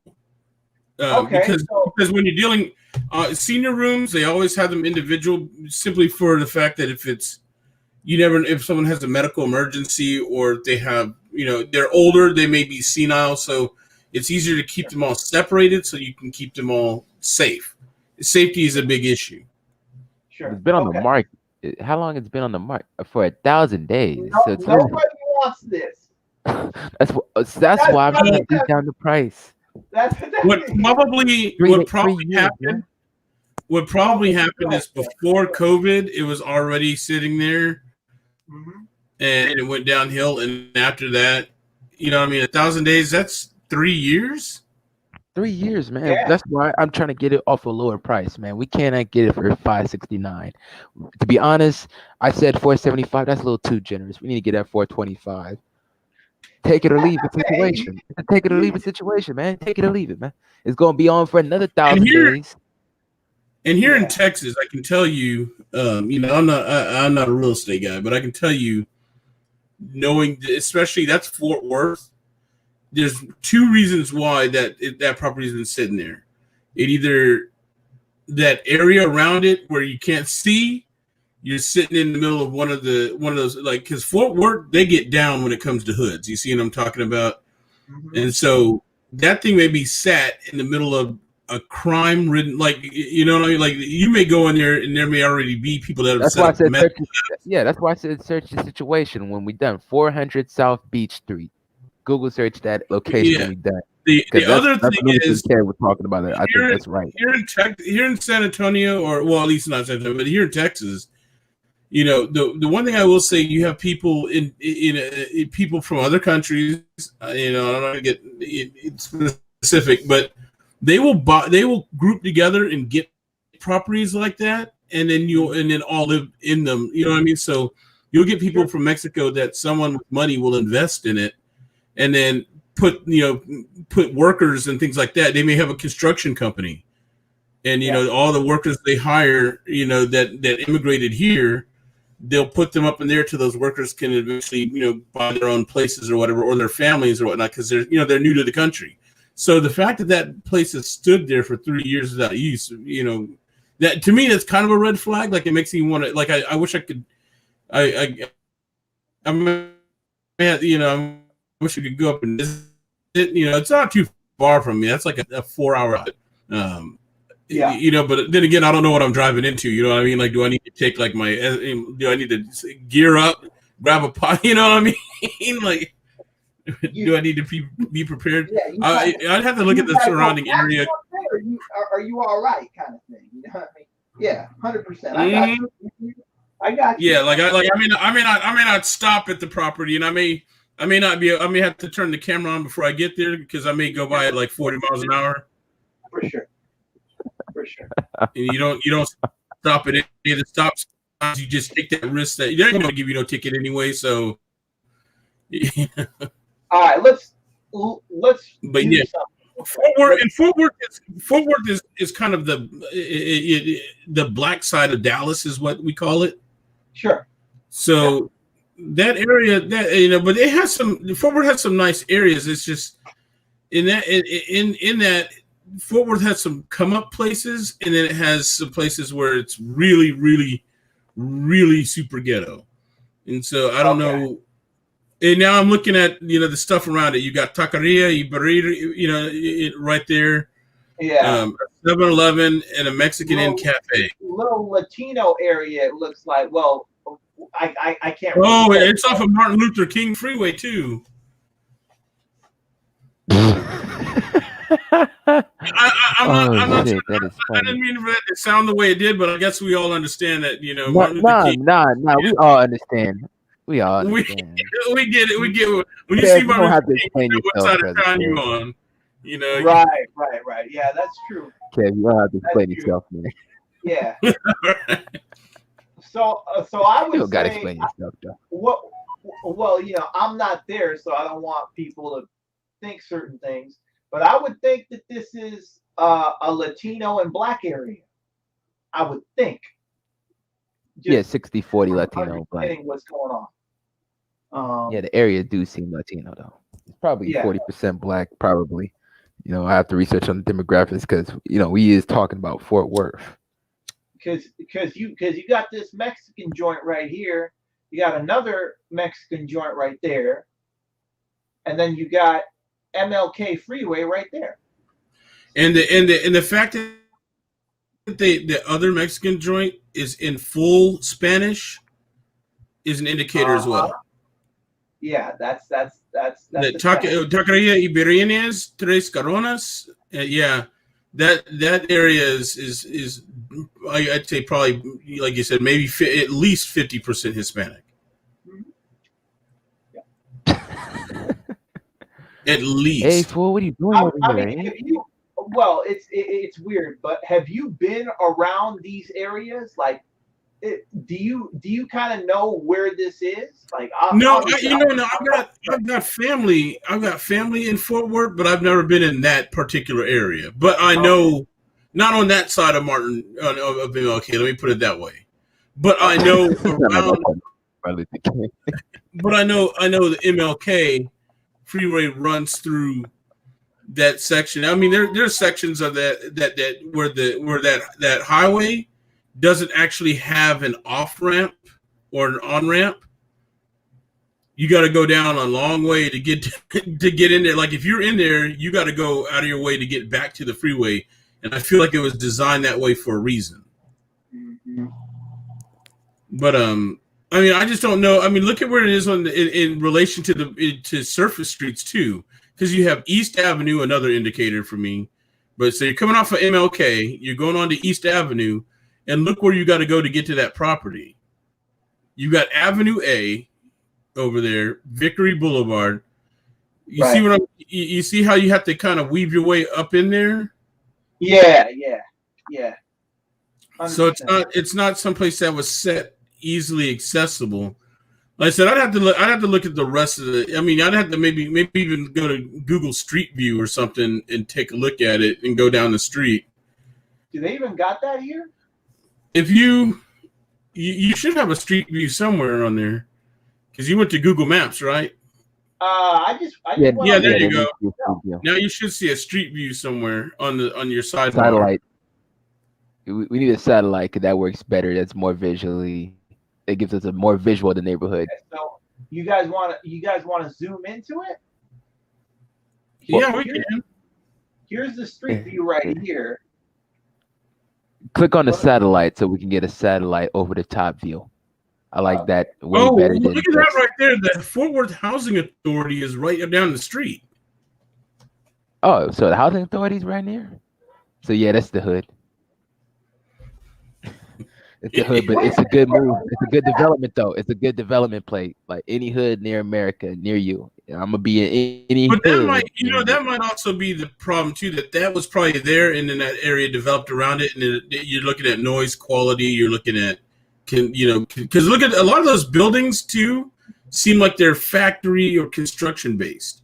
You see what I'm saying? American ceramic supply, Bearcat plumbing supply. Sure. Juan Molinero Lopez Lawn Care. Goddamn pop up. Sorry about that. No, that's all right. All right, so I feel like that's like a post-industrial area. And that's probably why it sat there, because people were thinking, who wants, like if everything around you is like textile manufacturing or warehouses or something like that, the seniors weren't going to want to live there too long. Mm-hmm. Yeah. And that's how Texas, that's the one thing about the Texas market that I can say. From my year, I've lived in San Antonio 15 years, and I've seen what happens is people, Texas has so much space and land and property so cheap that compared, to other places in the country, you can come here and build something on land, so that where it's nice and it's kind of away from everything. You're right. But the city. Go ahead, Sean. What's up? Oh, my bad, Kev. My bad. Finish your statement. My bad. Go ahead, Kev. Yeah, where things encroach, and now all of a sudden, when you were, it was like my mom's house is in a kind of it was a nice little residential area where retired military and people upper middle class had that's where they were building. It was a newer subdivision. Now this area is surrounded by by warehouses, and because they built out on the outskirts of town, but now it feels like you're in the middle of like the downtown area or an adjacent downtown area where they built like offices, like buildings, financial buildings and things. You got all these banks built these sort of quasi headquarters all around, so it feels like you're in the middle of a financial or some sort of district of business rather than and there's just this little neighborhood nestled in the middle of it all. Or like on the south side of San Antonio, a lot of people complain that they built a stadium over there where there was nothing over there but some small neighborhoods. And then they built the stadium and all the stuff that comes up around the stadium, because stadiums are now complexes practically, and then businesses surround them. And these people complain that now during these sporting events or whatnot, there are streets, people are parked along their street.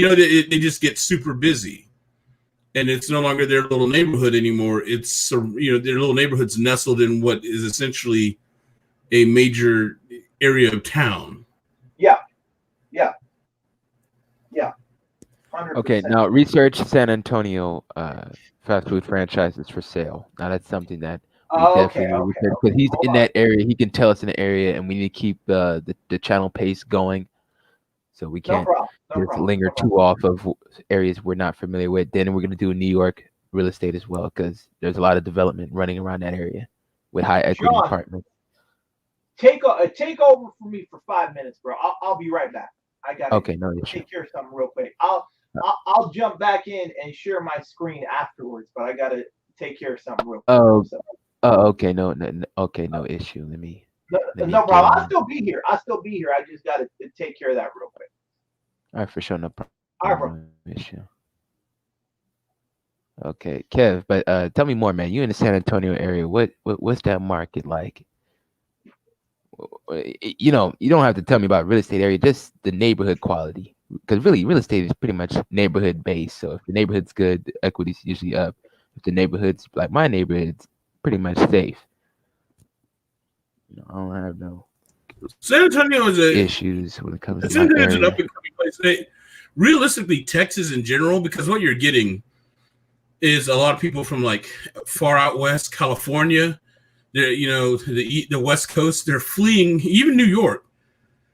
They're fleeing their cities and state taxes and all that other stuff, and moving businesses down here. And of course, all the jobs are following them, and people are moving here, and so we're booming. Yeah.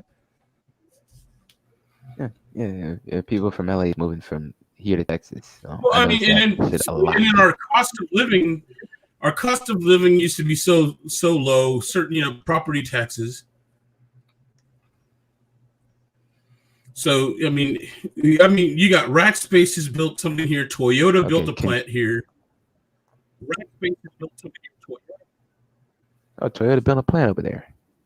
See, this is information. Yeah, Toyota built a big facility. So now who's moving to where? Now we have like this whole like sort of Asian community that has migrated in over the years because Toyota built a huge plant on the south side, and that whole area they built a whole branch of college over there, the A&M. And that area is coming up too.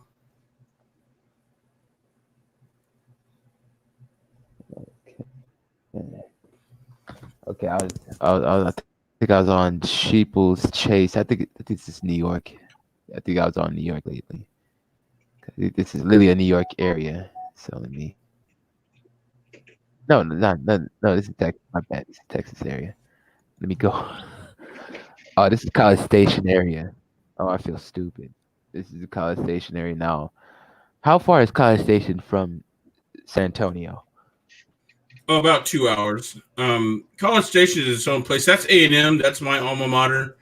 Oh, okay. Yeah, I'm an Aggie. The thing about college, the thing about College Station though is that College Station is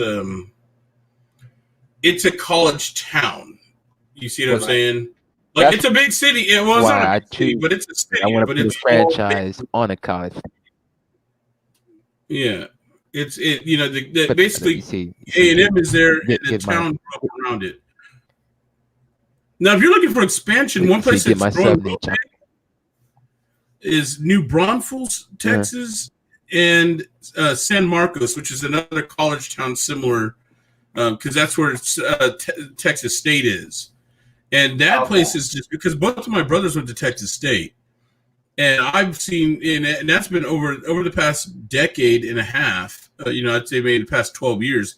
I've watched it go from a small little, just college town to where it's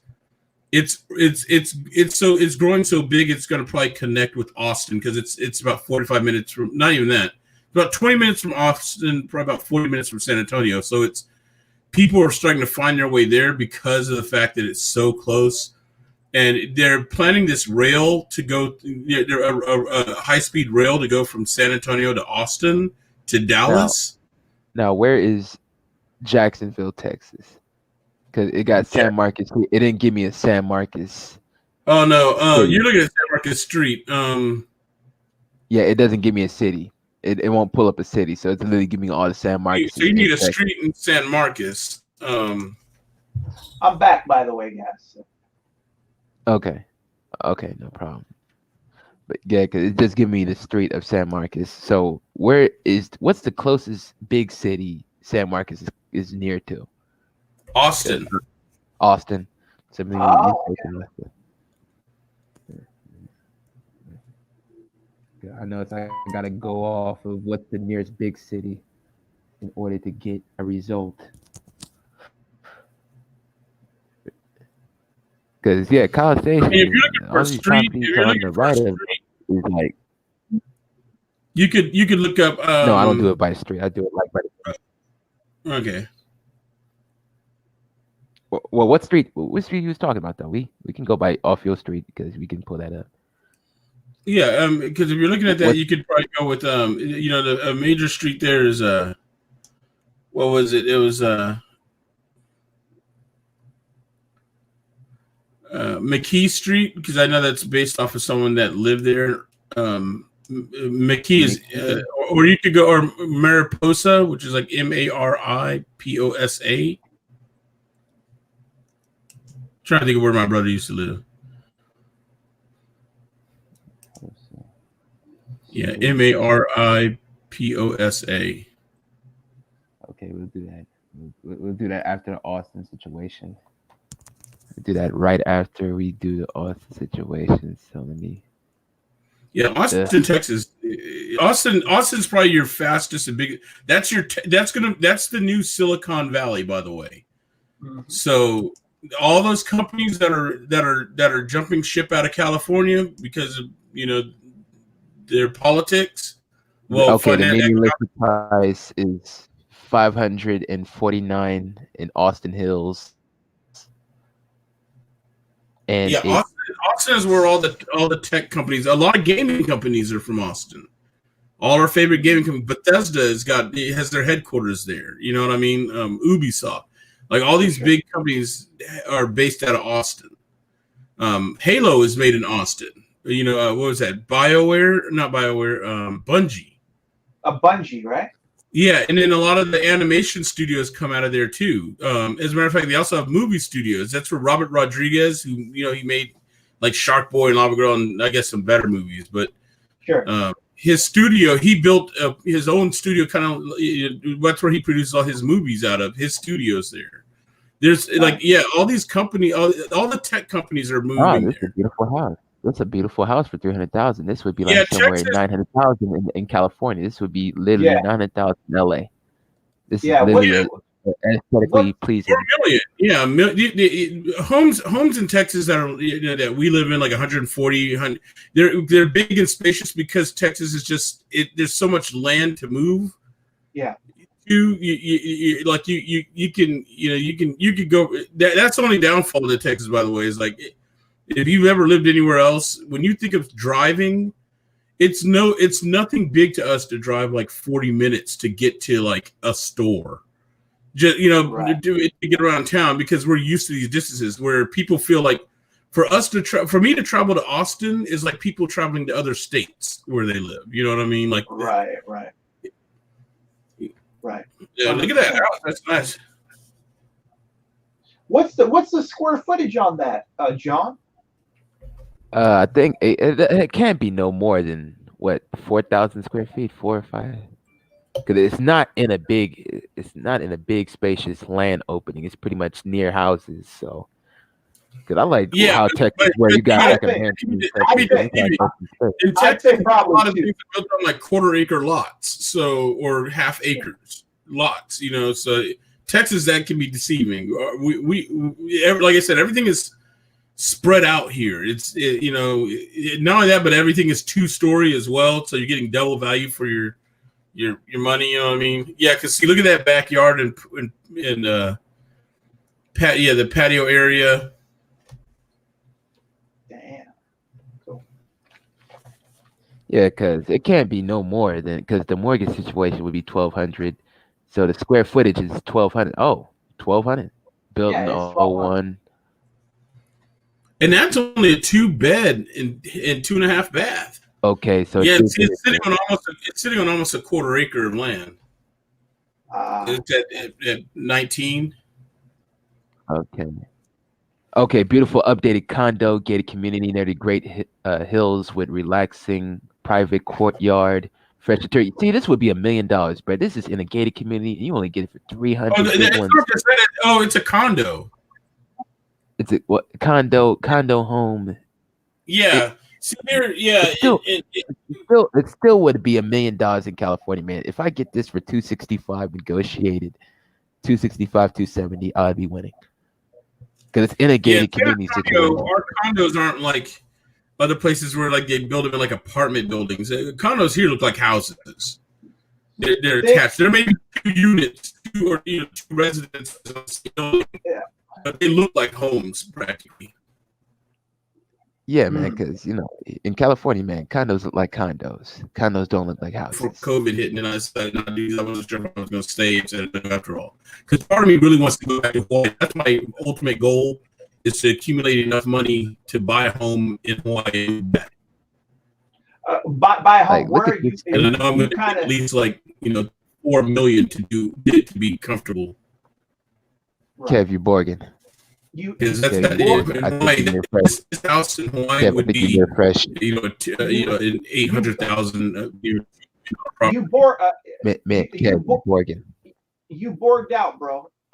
All I heard was house, and then it kind of turned. Yeah, into you're gonna need to refresh your stream, man. But let me see what's going on with the chat real quick. But yeah, you already look, that didn't even look like a condo, man. That looked like a straight up house.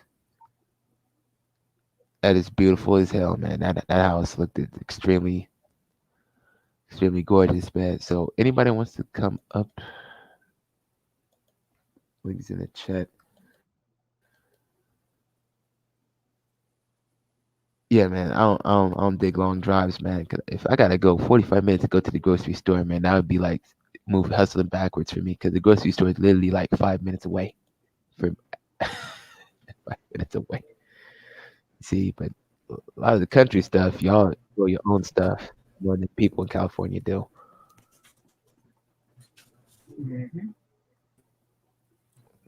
Y'all grow your own stuff way more than we do, man. We gotta. Okay, So Oh, still Borgin. So that stuff, that place is called Austin Hills, like that little area. Austin Hills. Austin that little Hills. area right there. Yeah, that was Austin Hills we saw. I'm gonna have to do a little research myself. Yeah, Austin Hills. That was 300,000. Even if it is a condo, Brad, that would be 1.2 in LA. It's gated community area. Because condos here in LA is overpriced anyway. Yeah, that's true. That's true. Yeah, and if you were looking to rent it out or flip it, like I said, Austin is upcoming now for all the tech people from California. So they're selling their $1 million homes there, and they're moving to Austin to pursue their jobs or their companies in Texas. So you'd be looking at those people. They would, you've got an influx of potential buyers or renters that would gladly pay that because they can afford to purchase it from you if you flip it, because they'll have extra money, pocket money. You sell it, they're coming out of a smaller home in California for more money, and they can use that cash for their old stuff. Assuming they can sell that house. You see what I'm saying? Your audio, bro, is because this. Yeah, man, because Kev is talking. I don't know what happened. His internet connection was going very smooth, but yeah. Something's going on with your internet connection. Ethernet. I think it's the Ethernet. Yeah, it's the internet connection. They try to swear up and down it's a mic, but I had to change my internet connection really yesterday and shit, so that got solved. My shit would be lagging right about now. But I think this is in the same area. This is in the same block.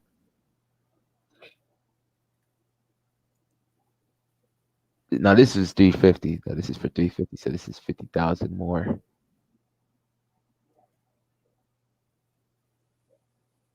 You see my screen, right? Yeah, I can see. Okay, just making sure it's all clear. Okay, this is a beautiful. See, Yo, this That's dope. Where is that?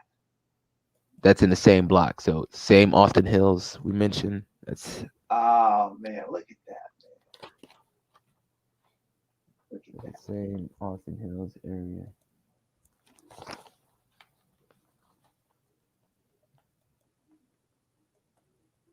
Yeah, so I'm gonna write down Austin Hills in my hit list. Yo, Kev, what's Houston like, bro?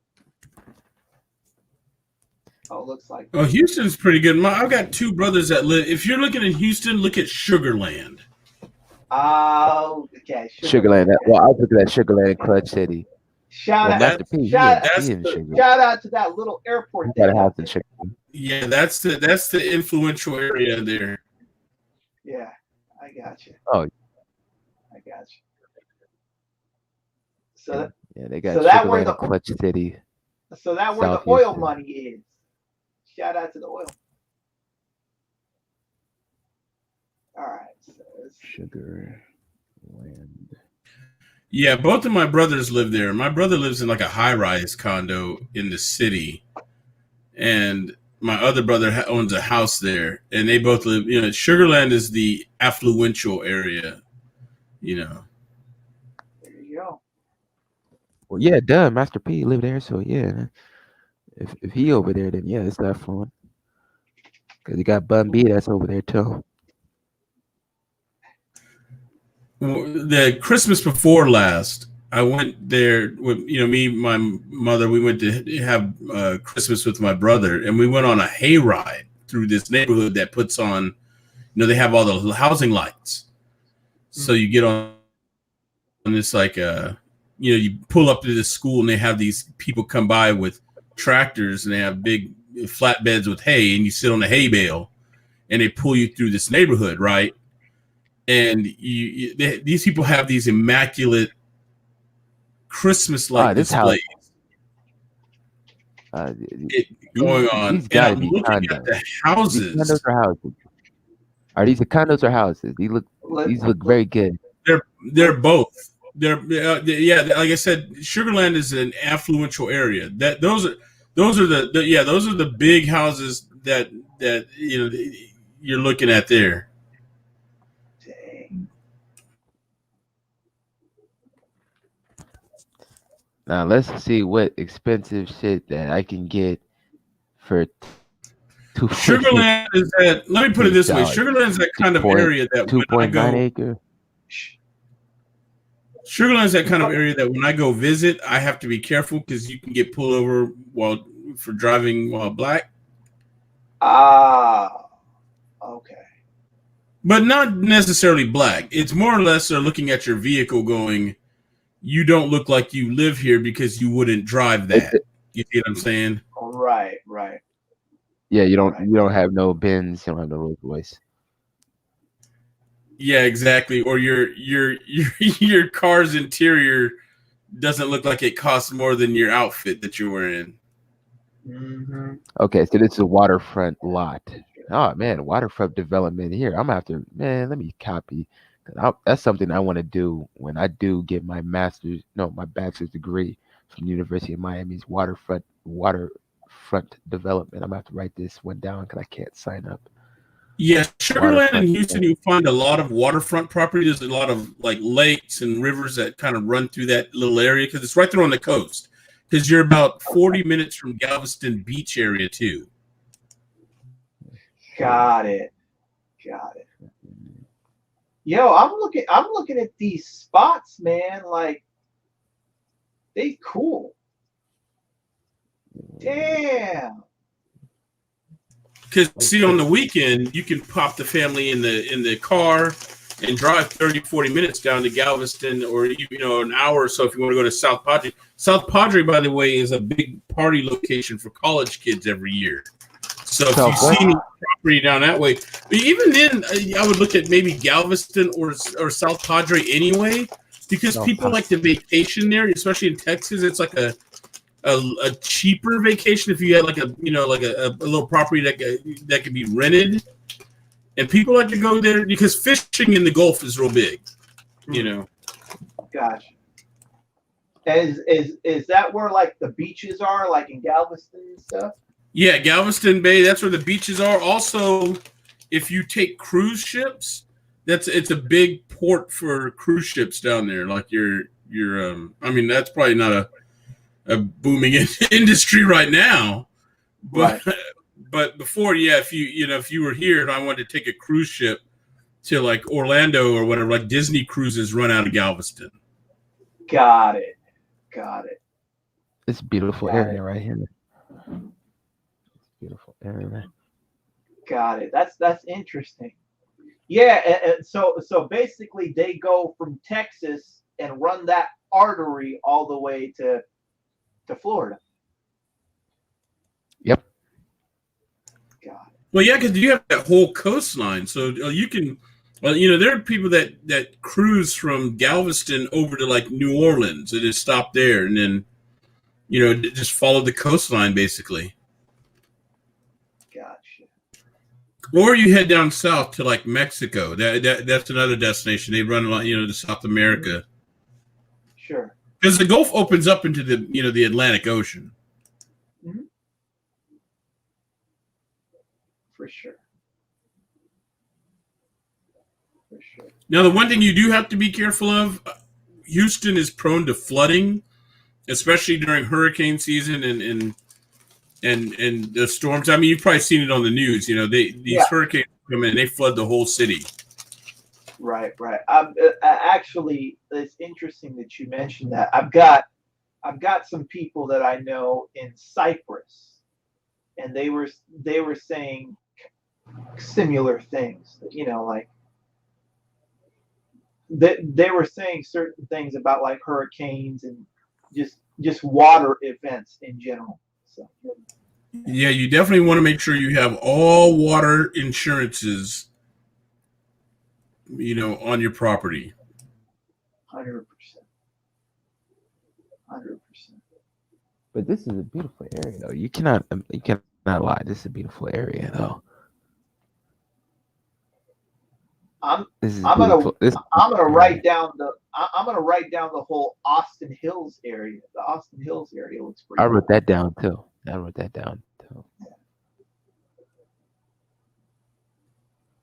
Thanks for all this game, Kev. To be honest, Yeah, it's all good. You don't even have to be in the real estate market. He has to understand the neighborhood. Really, you don't have to be a real estate financial dude.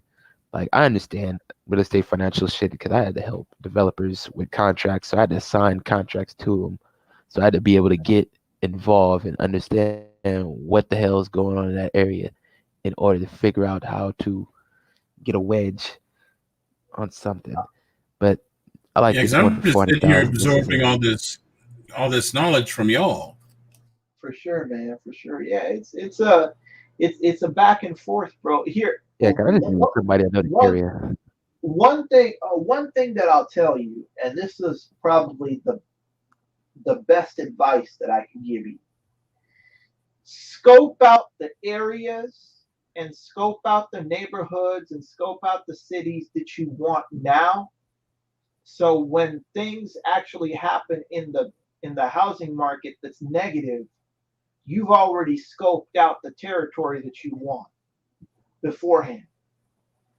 You know what I mean? That's because I'm of the opinion that the housing market cannot continue to run forever.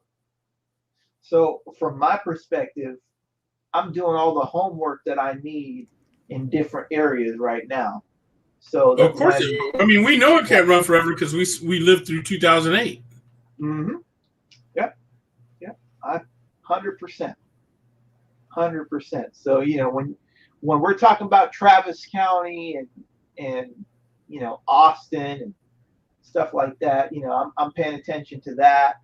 I'm paying attention to Dallas. In California, you've got different areas, whether you're in San Diego or Orange County or Riverside, like Temecula, Murrieta area. I mean, you talk to Jonathan. He knows more about LA because he's closer to that area than I am. So yeah, it's just this is the time to really do our research to really figure out like where the spots are because you know there's going to be a time where they can't give this stuff away, and that's exactly when you want to be in there with your business team to basically get things done. You know, like John, Yeah. let me go ahead and share my screen real quick. I wanna kind of give Okay, something no problem. out. I know. Just I'm just amazed by actually, how cheap these properties are, man. Because a lot of these properties would have been like $750,000, $1 million and shit. Easy. yeah, in LA, yeah, sure. So let's see. I'm gonna go look something up real quick, and then after I look it up and get the data, I'm gonna jump back and take control of the screen because I want to get the All right. data first. All right, no So, problem. All right, no no problem. problem. No problem. All the people that's coming in, like the video. Like the Beds. video.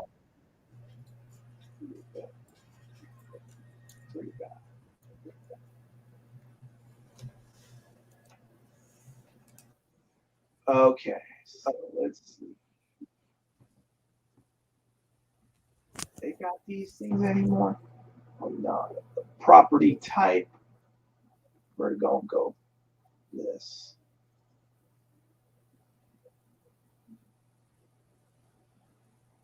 It's gonna say 3 bedrooms itself.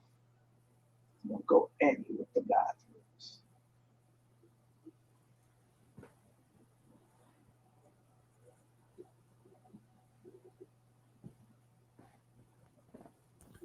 Ah man, they shoot. Wait a minute, you didn't share your screen, man. No. I'm not there yet, bro. Hold on. Oh, okay. One second. Okay. Then let me get back to my screen. Yeah. I'm looking. I'm looking people for got the it. data first. I'm looking for the data first. So go ahead. I'm trying to get the data that I need first. Yeah, so let me. All right. So we go. Y'all can see my screen, right? Kev, can you see my screen? Yeah. We can. You're good, Okay. bro. The Sugarland houses look nice, though. I'm not even gonna hold you. Especially this one. This one I like through the fact that it comes off of as a huge ass mansion and everything, and it's not even no more than 3,000 square. Well, it's 3,000 square feet, so okay.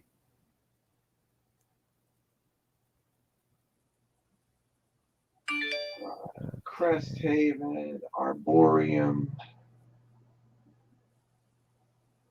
Damn, they basically bought everything. Shit. And the mortgage on this is like $1,400.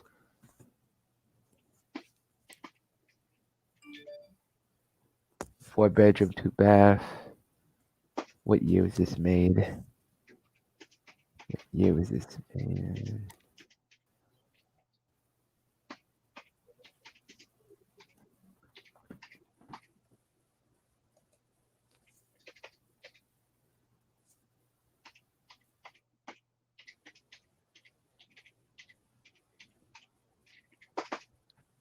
See, this is gorgeous, man. This is definitely something that if it was like I'm doing by the comparison of what would be here in the West Coast, like that would be literally $2.5 million in the West. Just off of looking at it before you even get in. All those windows, yeah, they would be trying to charge that up to $1 million plus easy. Those numbers won't probably jump up until probably all the California people move up there. Then that's when the market probably going to skyrocket up. But now as we speak, just about. Yeah, because look at this, man. Big ass visual and shit. Probably have those special doorbells where it ring like about 4 or 5 times. every time you ring it, you ring about 4 or 5 times and constant bell. So it's very fancy looking house. Yeah, Like you know, like it's like it fancy has as house. like it's not really a doorbell as much as it's like a licensed song produced by Timbaland. Yeah. Yeah, pretty Situation. much. Pretty much. That's funny too, bro. Timberlake. Yep, that's But yeah, right. man, these houses is nice though. Willow Nice. found it. Okay, finally I found it. All right, so let's Okay, you found it. yeah. Okay, let's go buy these yeah, pictures real quick. let me go ahead and take a look here, right? Let me get the data because I found the actual property. I have to get the data now. Property history. Okay. All right. So this is what I'm talking about. All right. I can share my screen now. So I'll do that real quick. All right. So right here, we're looking at this property right here. It's Willow Haven Lane. It's off market, but it's basically a 3-bedroom, 3-bath condo for 18 with like basically 1,800 square feet, and it's at 329. I'll tell you guys where I'm going with this, but Okay. Let me Well, get by these pictures and the- everything because this house is beautiful as hell. This house is the beautiful. the pictures look like they were taken from like a super low budget camera, but that's a granite countertop and all this other kind of stuff. I mean, whoever took the pictures on this thing don't really know how to take no pictures. But basically, if you look at when it was built, this is brand new product. Okay, so we go back here. What's the year that it was built? Yep. I'll tell you in a second. Larger lot, whatever. Will they even give me like the information? See more.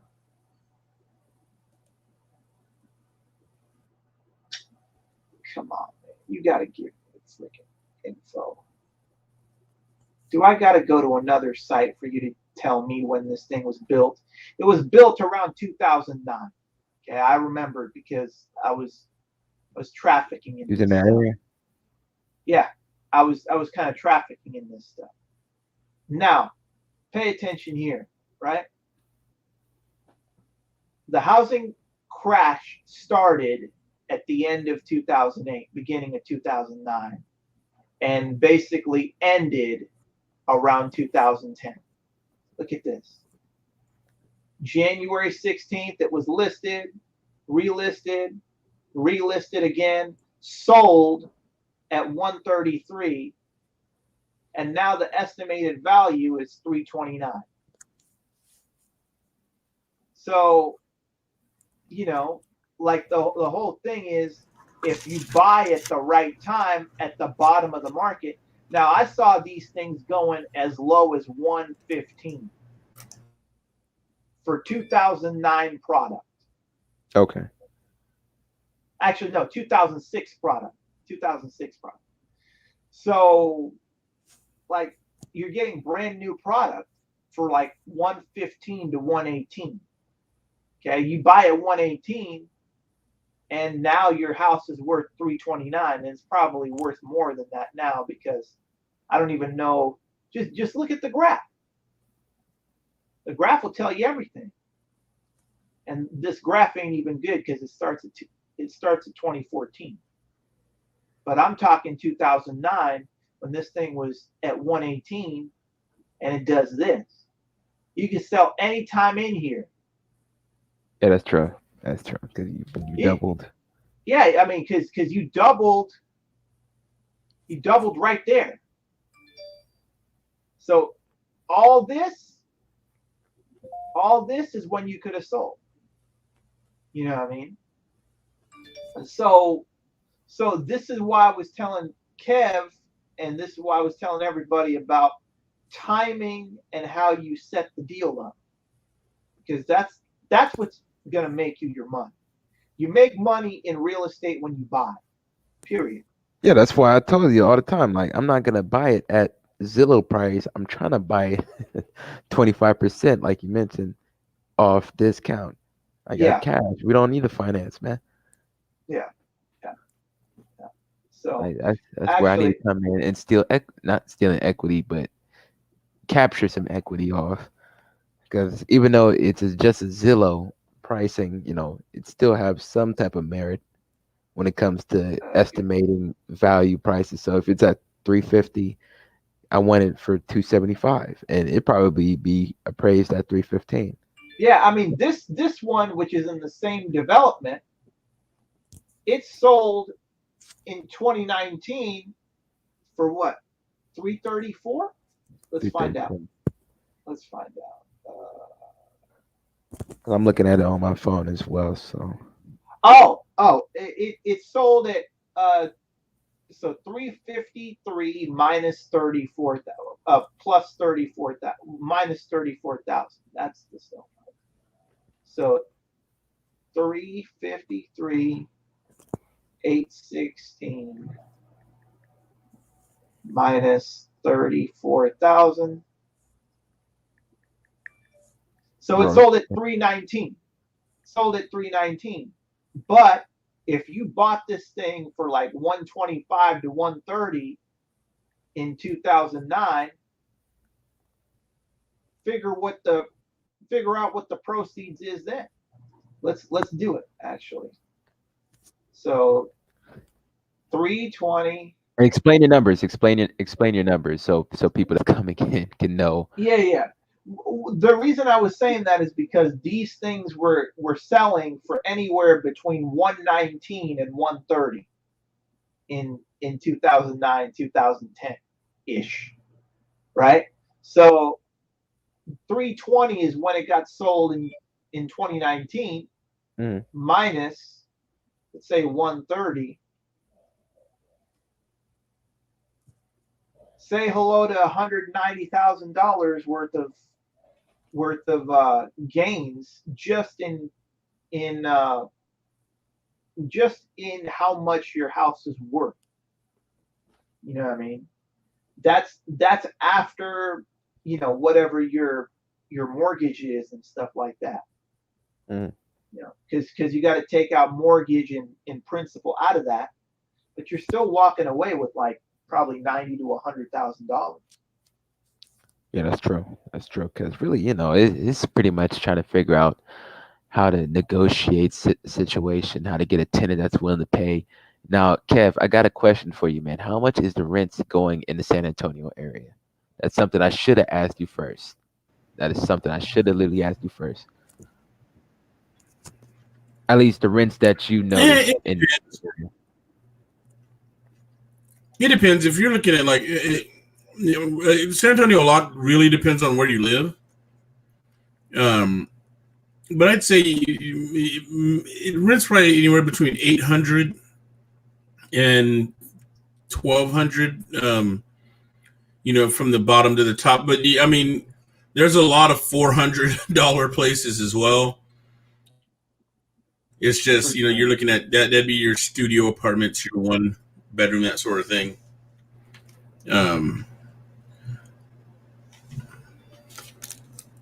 What's El Paso like? I got some friends in El Paso too. Yeah. El Paso is kind of a border town because it's up there. That's in the North Panhandle.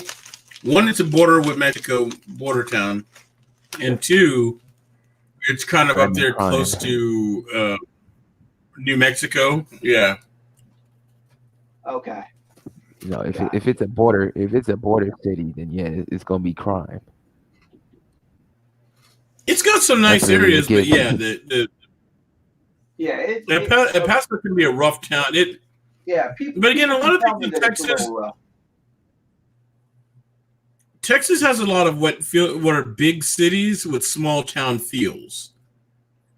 what it feels like. It's a big city, but it really feels like a suburb that just got out of control and spread across like 30 miles. You see what I'm saying? Got it. Yeah. Yeah, I got you. For sure. Who is everybody still here? Yeah. Okay. I am. We still rock. I mean, El Okay, Paso's yeah. got some nice stuff, but yeah, El Paso's got some nice areas, but it can be a. I mean, there's some rough areas of El Paso too. For sure. For sure. That's what I was told. So, I would describe El Paso as blue collar, if that makes sense. yeah, 100%. Oh, it makes sense. It makes sense. If it makes sense, Kev, that's funny. Come on, dog. It makes sense. Yeah, we got you, bro. We got you. Well, yeah. I'm That's just really- making, you know, I don't, like, Yeah, you know, we got you, bro. I'm just. I feel like I'm making up terms, you know, like trying to find a pragmatic way of saying certain things. You know what I mean? Wow, how's it's cheap? $230,000 average minimum, with the average listing being around 170,000. I'm gonna look at these little areas here. Oh, Now this is what, the most expensive house in this area. what's San Antonio like? Same That's thing. where you're at, right? That's where San you're at, Antonio. right? Yeah, San Antonio is a blue collar town. Is the best way to describe it. Now, the one thing about San Antonio is the housing market here is always modified, or I guess it's always changing, because San Antonio it used to have 5 military bases, but it is a military town. Lackland is here, which is where the Air Force recruits all train, and people rotate in, and then we have Randolph Air Force Base, and then Brooks Army Base, and then so there's a lot. We're a military city, so you have a lot of people that rotate in and out. You know, they come here, they buy a home, they're here for 2 or 3 years, and then they sell their home and move away. Got it. Or rent. There's a lot of apartment living in San Antonio. But the thing is, we have so much space and the housing's so cheap, a lot of people just buy houses or rent a house rather than an apartment. Right. Because it's affordable still. Right. And you can usually flip it because there's so many people constantly coming and going. Okay. Cool. Yeah, man. There's, And, you know, they've got that military money. They've got in the benefits and so forth. So they can afford to live because they can shop on base and get that tax-free stuff. And then they're stationed here and then they leave, and then they sell the house to someone else who's coming in. For sure. I understand all that. This is a beautiful house in El Paso, though. I I would understand be in all no that. border city, man. I'd rent the hell out of this, though. This is definitely a beautiful ass house. Los Miradores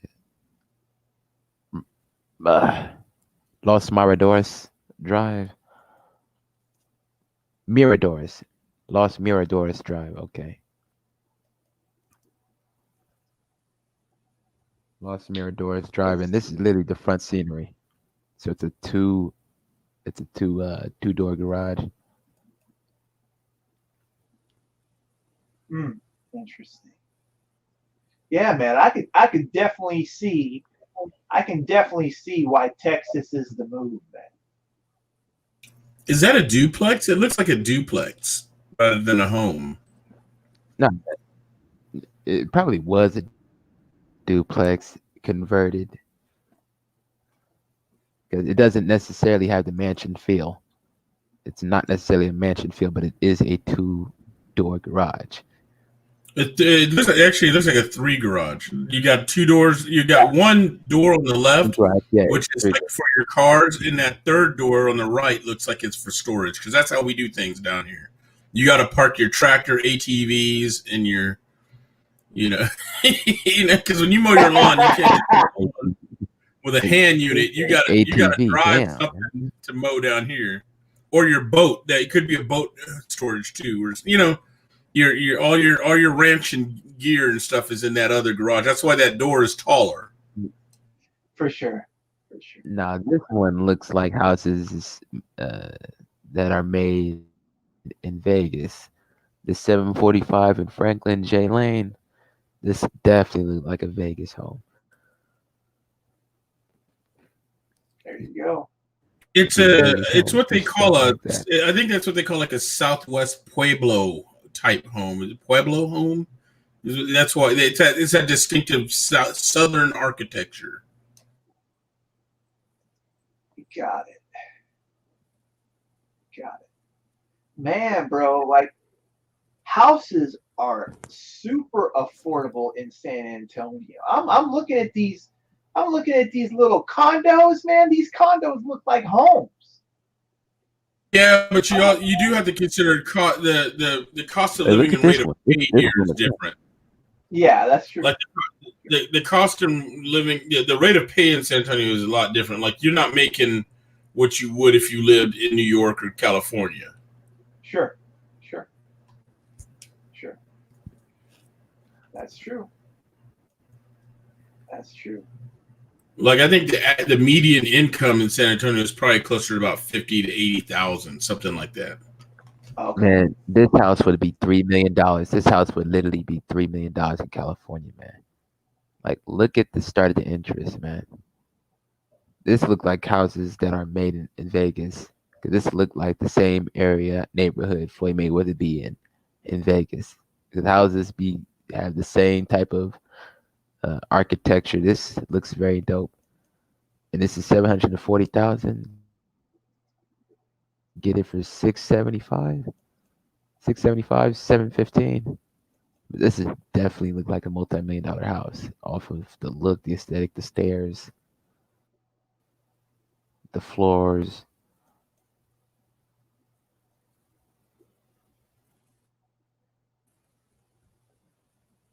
Kev, you're in man, bro. I 'Cause can't even tell houses you, in like, Arizona would be even this. bro. Kev, you're in the perfect area, bro. Like, Well, that's Texas- probably, but there's probably a lot of competition. I mean, you have like 2 or 3 housing shows here. Like, who's that? Armando Montelago. You know, Yeah. he goes around now. Does like he has the infomercials. They're based out of San Antonio. Flipped his house. There's like 2 or 3 of those shows here. and then you got like Chip and Joanna Gaines. I don't know where they're located, but they there. Jeez, what the hell that thing called? All them TLC shits. You know Yeah. what I mean? All that. And then kinda- on top of that, I think the added benefit to a lot of that is the fact that here also, if you can buy a cheap property and then you get a lot of, and then because you bought a cheap property, you can fix a lot of this up because of course you have a lot of construction type work, you know, and people who can do that here. Right. Yeah, that's true. So, you know, there's a lot of development running. So, you know, So that's why fellas, you see I'm out. those shows. People buy the houses for dirt cheap, and even then, if they're in slight disrepair, and then they end up, you know, then they know that they have the connections and the people who can do that kind of work to, you know, so to give the house that big old makeover Right. that it needs, 100%. and then and then they flip it for 3 times the value. Yeah, man. Jesus Christ. I feel like, bro, you're in the perfect spot. I mean, you probably came in here like just wanting information, but bro, you are in the perfect state to do what you want to do. I mean, I haven't seen, obviously I don't live there and stuff like that, so I don't necessarily know what you know, but just by looking at this stuff from an eagle-eye perspective, Yeah, this is it, bro. This is it. 100%. Yeah, I'm definitely going to get into it because that's my path back to Hawaii. Is what I was thinking. Oh, you want to go to Hawaii? That's where I'm from. Oh shoot! I thought you were from Texas. No, I migrated here. Ah, okay, cool. What my man was having a Kahlua burger and shit.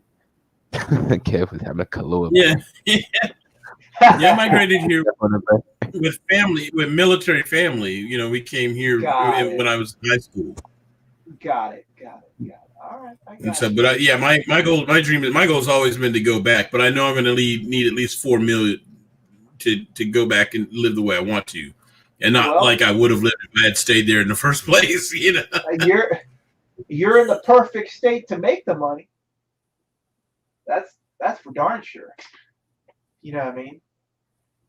You're definitely in the perfect provided laws don't change. The biggest fear we have is that a lot of people are, you know, you have this, the Collexit, you know, the people are leaving, you know, certain types of blue states, and they're coming here because it's beneficial. But there are, you know, they also bring with them their politics, and of course, all these things that keep our property taxes low, and how Texas does its housing.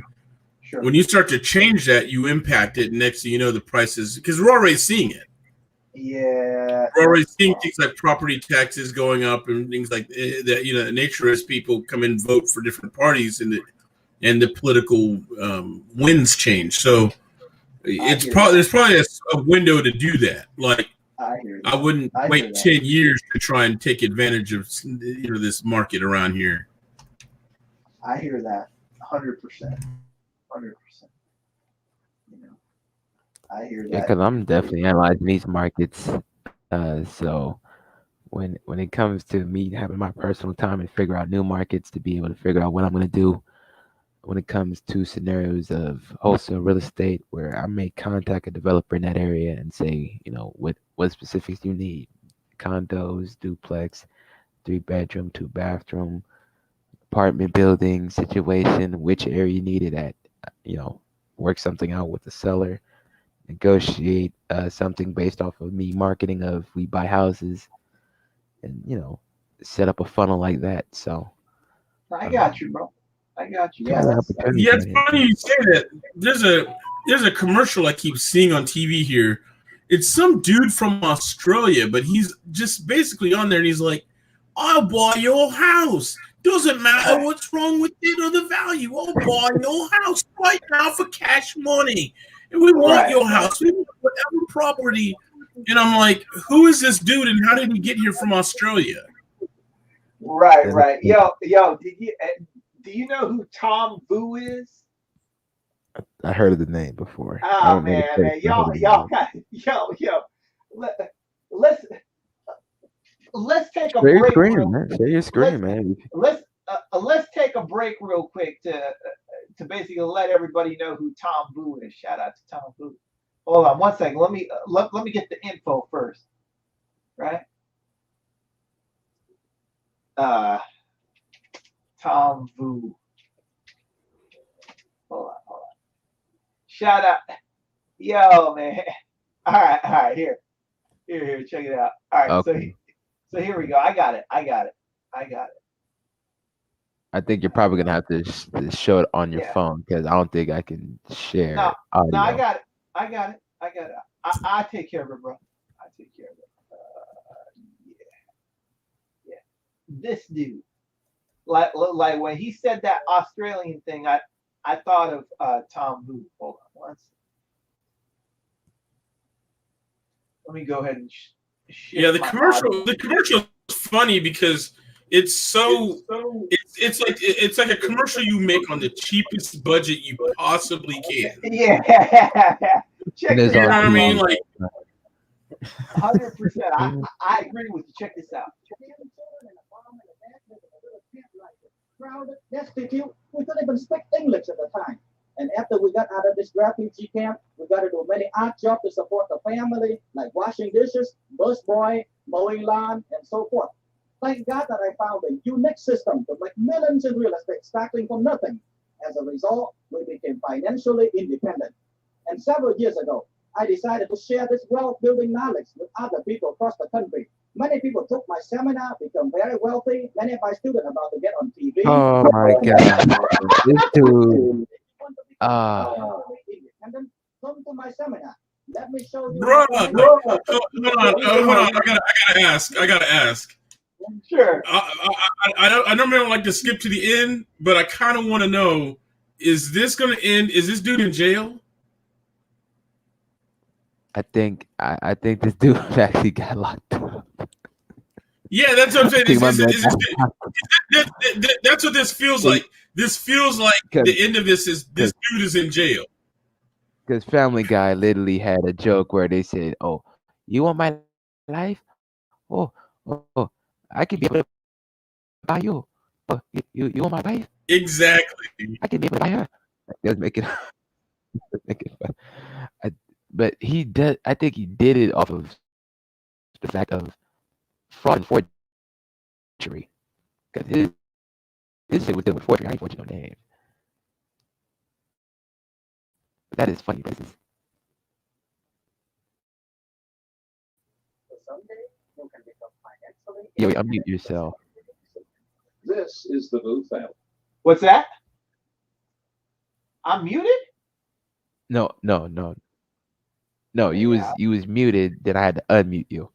But keep on Okay. going. When they first arrived in the United States, destitute, with nothing, Stuff's so corny, Tom man. Boo and his 10 brothers and sisters had to live in a tent.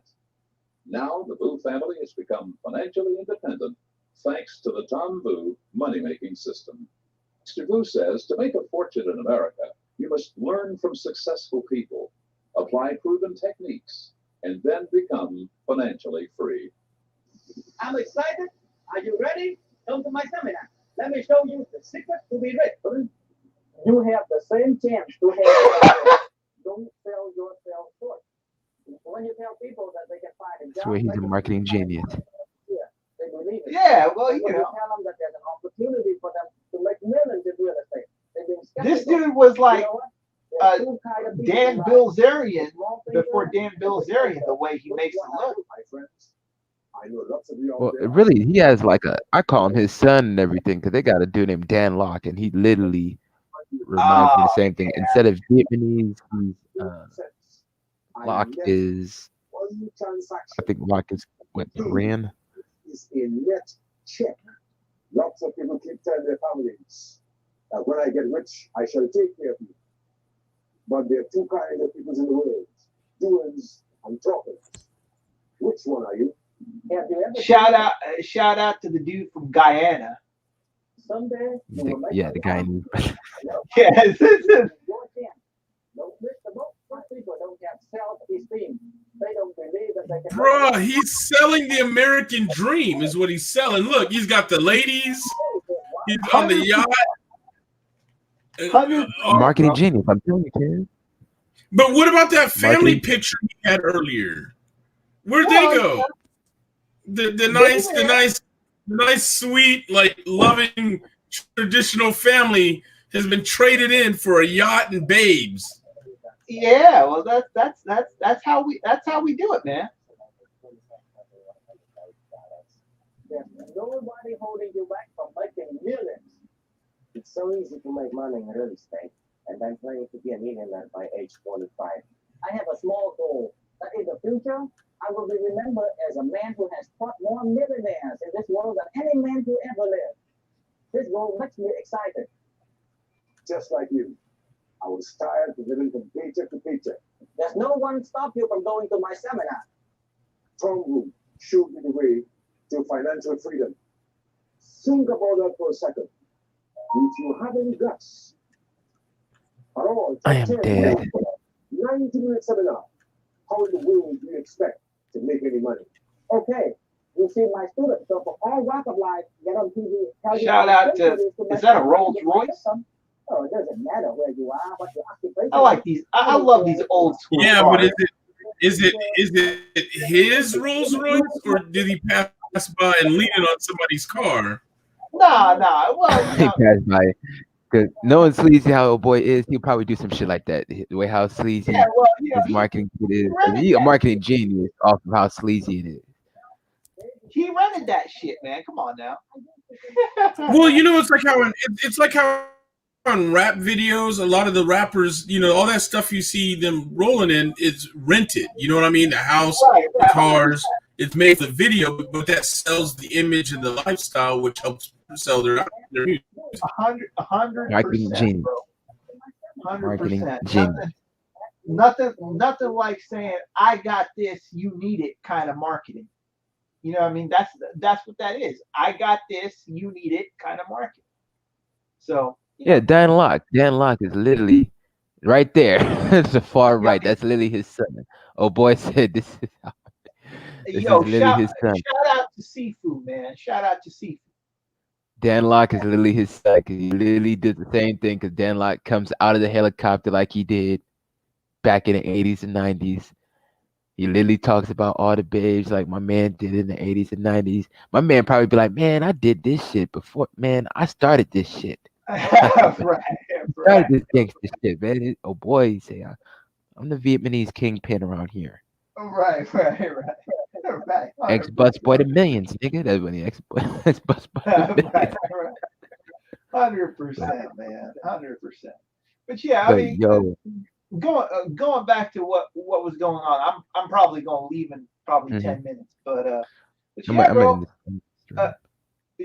Kev, you've got everything it takes to do whatever you need to do, bro. And you know, anything that you need, like you got me, you got Real Deal, you got BMT, like, and there's probably hundreds of people that I'm forgetting. You know, Well, what I would like, honestly, what I probably want to see, you know, what might be a good topic for you guys covering is how you how does someone get on the ground floor financing for that sort of stuff? Because you know what I mean. Other than I can tell you a that right now. loan, I can tell you that right now. Well, it is a loan, but in order to get financing for those properties, any properties, they look at a couple different factors. And this is part of real estate that I'm in. Like, I'm more in the financing side. They're going to look at debt to income ratio, your salary, and your credit score. Those three factors determine what you're able to leverage. You know, what you're qualified for. That's the key word. Your qualified number, which basically is what you're pre-approved for, pre-qualified for, et cetera, et cetera.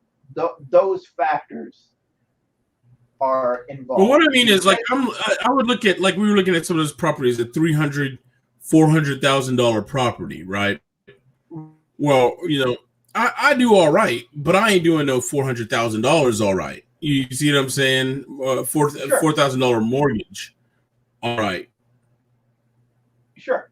And so, can you, you know, how would would you have to look at partners? Would you have to look at, or I mean, are there lenders who would take someone and say, you know, you make $80,000 a year, we'll go ahead and float you the money for this property, but you know what I mean? But then you're stuck with a property that. E-commerce would literally fund my deals. Literally, I would use all my online stores revenue and loans in order to finance the deal. Here's how it works, right? If you have this is what I tell people, and a lot of people don't like this, but I'll tell them. If you want to get into the real estate market, it's going to take you three things: a 700 credit score, low debt, and $80,000 to $100,000 worth of salary. Now, and that's under your underwriting, right? That's, say, if you was the underwriter, right? Because you are in the financing world. Well, that's what everybody's looking for. That's what the mortgage brokers are looking for. Those people are considered to be kind of the ideal client.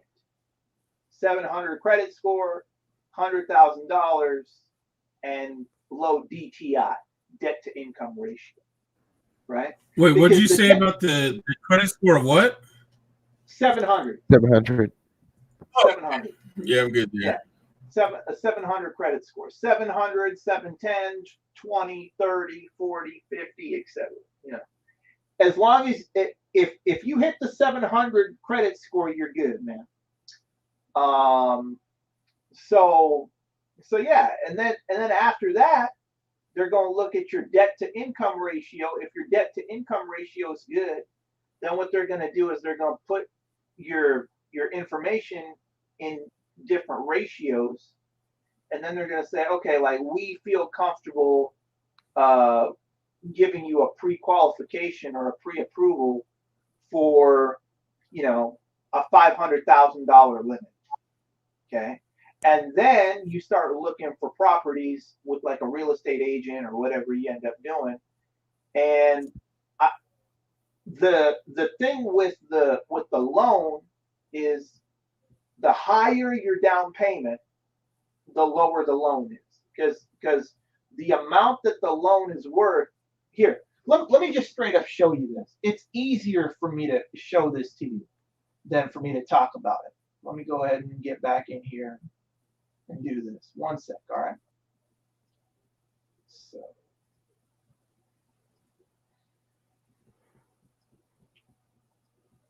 Here. And by the way, for people that say I ain't generous, I'm giving y'all everything. So realtor.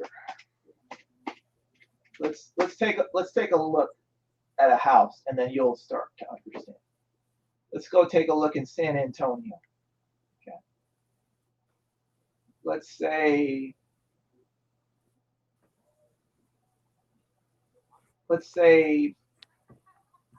like $500,000. Actually, we can look at any of these. Let's look at this one. I like how this one looks. Okay. And then what you have to do is, okay, there's your estimated payment. Okay. Now, one thing I want you to understand is the more down, the less the payment is. Okay. So obviously 20% down, your down payment's $43,000 on a $217,000 house, because the more down you put, the less the loan is. Check this out. So let's. Yeah, because once you have the down payment, pretty much whatever remainder is what you financed. So you say if it's 43,000 on a 215, that would be like around 175 you finance. So you have to operate that debt. Yeah. Let's see. Let's just do this so that way I can focus on it. 217,000 minus 43,000. 174. That's the amount that's financed. That's what your loan is, right? And so it boils down to this. There's your interest rate. There is your PI, your principal and interest. That's how much you're going to pay in principal and interest. Now, remember, you got two other parts of this. You got your taxes and your insurance. You know, your earthquake insurance, your home insurance, etc., whatever you need to put into it. So that's basically it. When you watch 15%,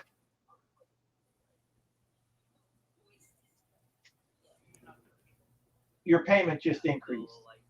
Now, one thing that you want to do when you actually buy a house is you want to at least try and get 20% down, because 20% down gets rid of something called PMI. PMI is private mortgage insurance. So that means since your loan is below 20%, it's considered subprime. Okay. And when you have a subprime loan, they're going to attach an extra fee on your mortgage until your LTV, your loan to value, gets to 20%. Does that make sense? Yes. So yeah, like that's why down payment is so important. And the reason that they qualify you a certain way is because they determine how much money or how much your house can be worth based on your income. You know, because they know you're going to have to put a down payment down. So they're factoring in your down payment plus a bunch of different other factors to qualify you. Does that make sense? Yes, that makes sense as well. So Yes. yeah. So that's it, man. Like, what was your question relating to all this stuff? Because you were asking about loans and all this other kind of stuff. So I wanted to break it down for you and kind of Really, the qualifying stuff. To be honest, I think I may have just been overthinking it. Yeah. Yeah, I was just thinking, you know, like if you want to get into buying properties and so forth, you know, where your initial, how you get in the initial revenue, you know, especially if, unless you know, because I assume you have to list, you have to be sitting on a little bit of money and want to do something with it versus, you know, being on the hustle. You see what I'm saying? Oh, right. Well, I think I understand what you mean. Well, Kev, I have e-commerce money, so I'm leveraging e-commerce money and pulling it into real estate. So I don't have that necessarily that hiccup or issue, but I do appreciate the question because there's going to be people that's going to watch the replay and going to ask the same question that you just said. I understand what you're saying. At the end of the day, I'm leveraging my sales because if I can get a $100,000 e-commerce loan off of it, 125 gross from my high ticket stores, then I'm using that to finance on an asset that's 400,000 and try to get $2,000 to $2,400 a month on rent and refinance that thing 8 months later to get a loan check for 280, and I got to finance on a bigger asset. I literally got to put it in a bigger asset. Yeah. At the end of the day, how it kind of works is, from my perspective, I would say you want to understand what your down payment is first, because the down payment is directly related to what your loan to value is going to be. So what I would say is start looking around and seeing how much down payment you're going to need in order to get into the types of homes that you want, because that's going to directly reflect on what your mortgage is going to be. Does that make sense? You understand what I'm trying to tell him, John? Oh yeah, I understand. What I'm trying to tell him is pay attention to what your down payment I'm following. Yeah, pay attention to what your down payment is going to be first, and then after that, build everything else around that. You know, I mean, I already told you what you're going to need in terms of what they're going to look for. So if you're in the pocket when it comes to that kind of stuff, qualifying for you isn't going to be a problem. Period. But the thing that most people don't talk about is most people focus on qualifying so much that they don't pay attention to the fact that they're going to need a down payment on top of that. You know. Mm-hmm. I focus on the down payment first, understanding that we have a good client that's doing whatever he's doing. That's how it works. So, but yeah, man. That's it. Man, we're gonna end it off right there, man. We're gonna end it off right there. So, Yori, do I got your email already, man? Because I'm gonna do another one later on tonight. If you don't, man, I'm gonna put it in the private chat.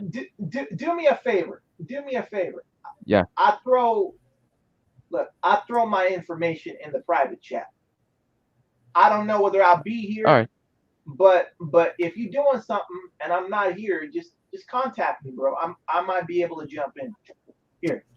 Yeah, man, because we're gonna need to do this regularly, man. People have been asking about you as well, due to the fact I that you heard. got a lot of useful information. So, There. so yeah, man. So People if you're doing been something, seeking out your information, man. And Kev, if you're doing something later on and I ain't there, just shoot me a text, bro. all right, for sure, no problem, man. So let me copy and paste that. Okay. And Kev, respect to you, Kev. Much respect. Yeah, bro. 100%. Yeah, I appreciate it. Yeah, because me, yeah, this stuff isn't really my area. I was never a financial. I was, well, I mean, I know numbers because I'm a scientist and I played Dungeons and Dragons, but that's about the extent of it. I got you. You know what I'm saying? But yeah, the financial market is a little different. You know what I mean? Sure. 100%. 100%. I understand, man. But yeah, like you're gonna be in good shape, bro. You're gonna So, be in good shape. so You got so many resources on the internet, especially in places like the Black Brain Trust and different areas like that. There's what I'm saying is information is not the problem. You can get information and put it together. That's the easy part. The part that's hard is understanding and having people understand the vision that these things are possible. Once you understand that whatever you want is possible, we live in a position where there are no gatekeepers anymore, which basically liberates us to do whatever we feel like we want to do. Back in the 90s and exactly. in the early 2000s, none of this information was out, man. You had to know who you needed to know in order to even get a tenth of the information that we have available now. Yeah. Because it was super specialized. So, but that's the beauty of the we internet. got a lot of gatekeepers, man. Yeah. 100%. Anyway, fellas, I'm gonna bounce, and it's fun as always. And John, if you want to do something and I ain't here, just shoot me a text, and if I can get in there, I will. All right, man. Salute to you, Kevin, Iori. Nothing but much pleasure, and to everybody that's listening. Everybody that wants to be able to join this platform. It's always an open platform, always an open panel. For anybody that needs any questions or have any questions, you can email me at bhmdf25@gmail.com. But to everybody that's listening and everybody from the replay, RDF out. All right, fellas. Take care, everybody. All right, have a good one. You too, bro. All right. Okay, let me end this.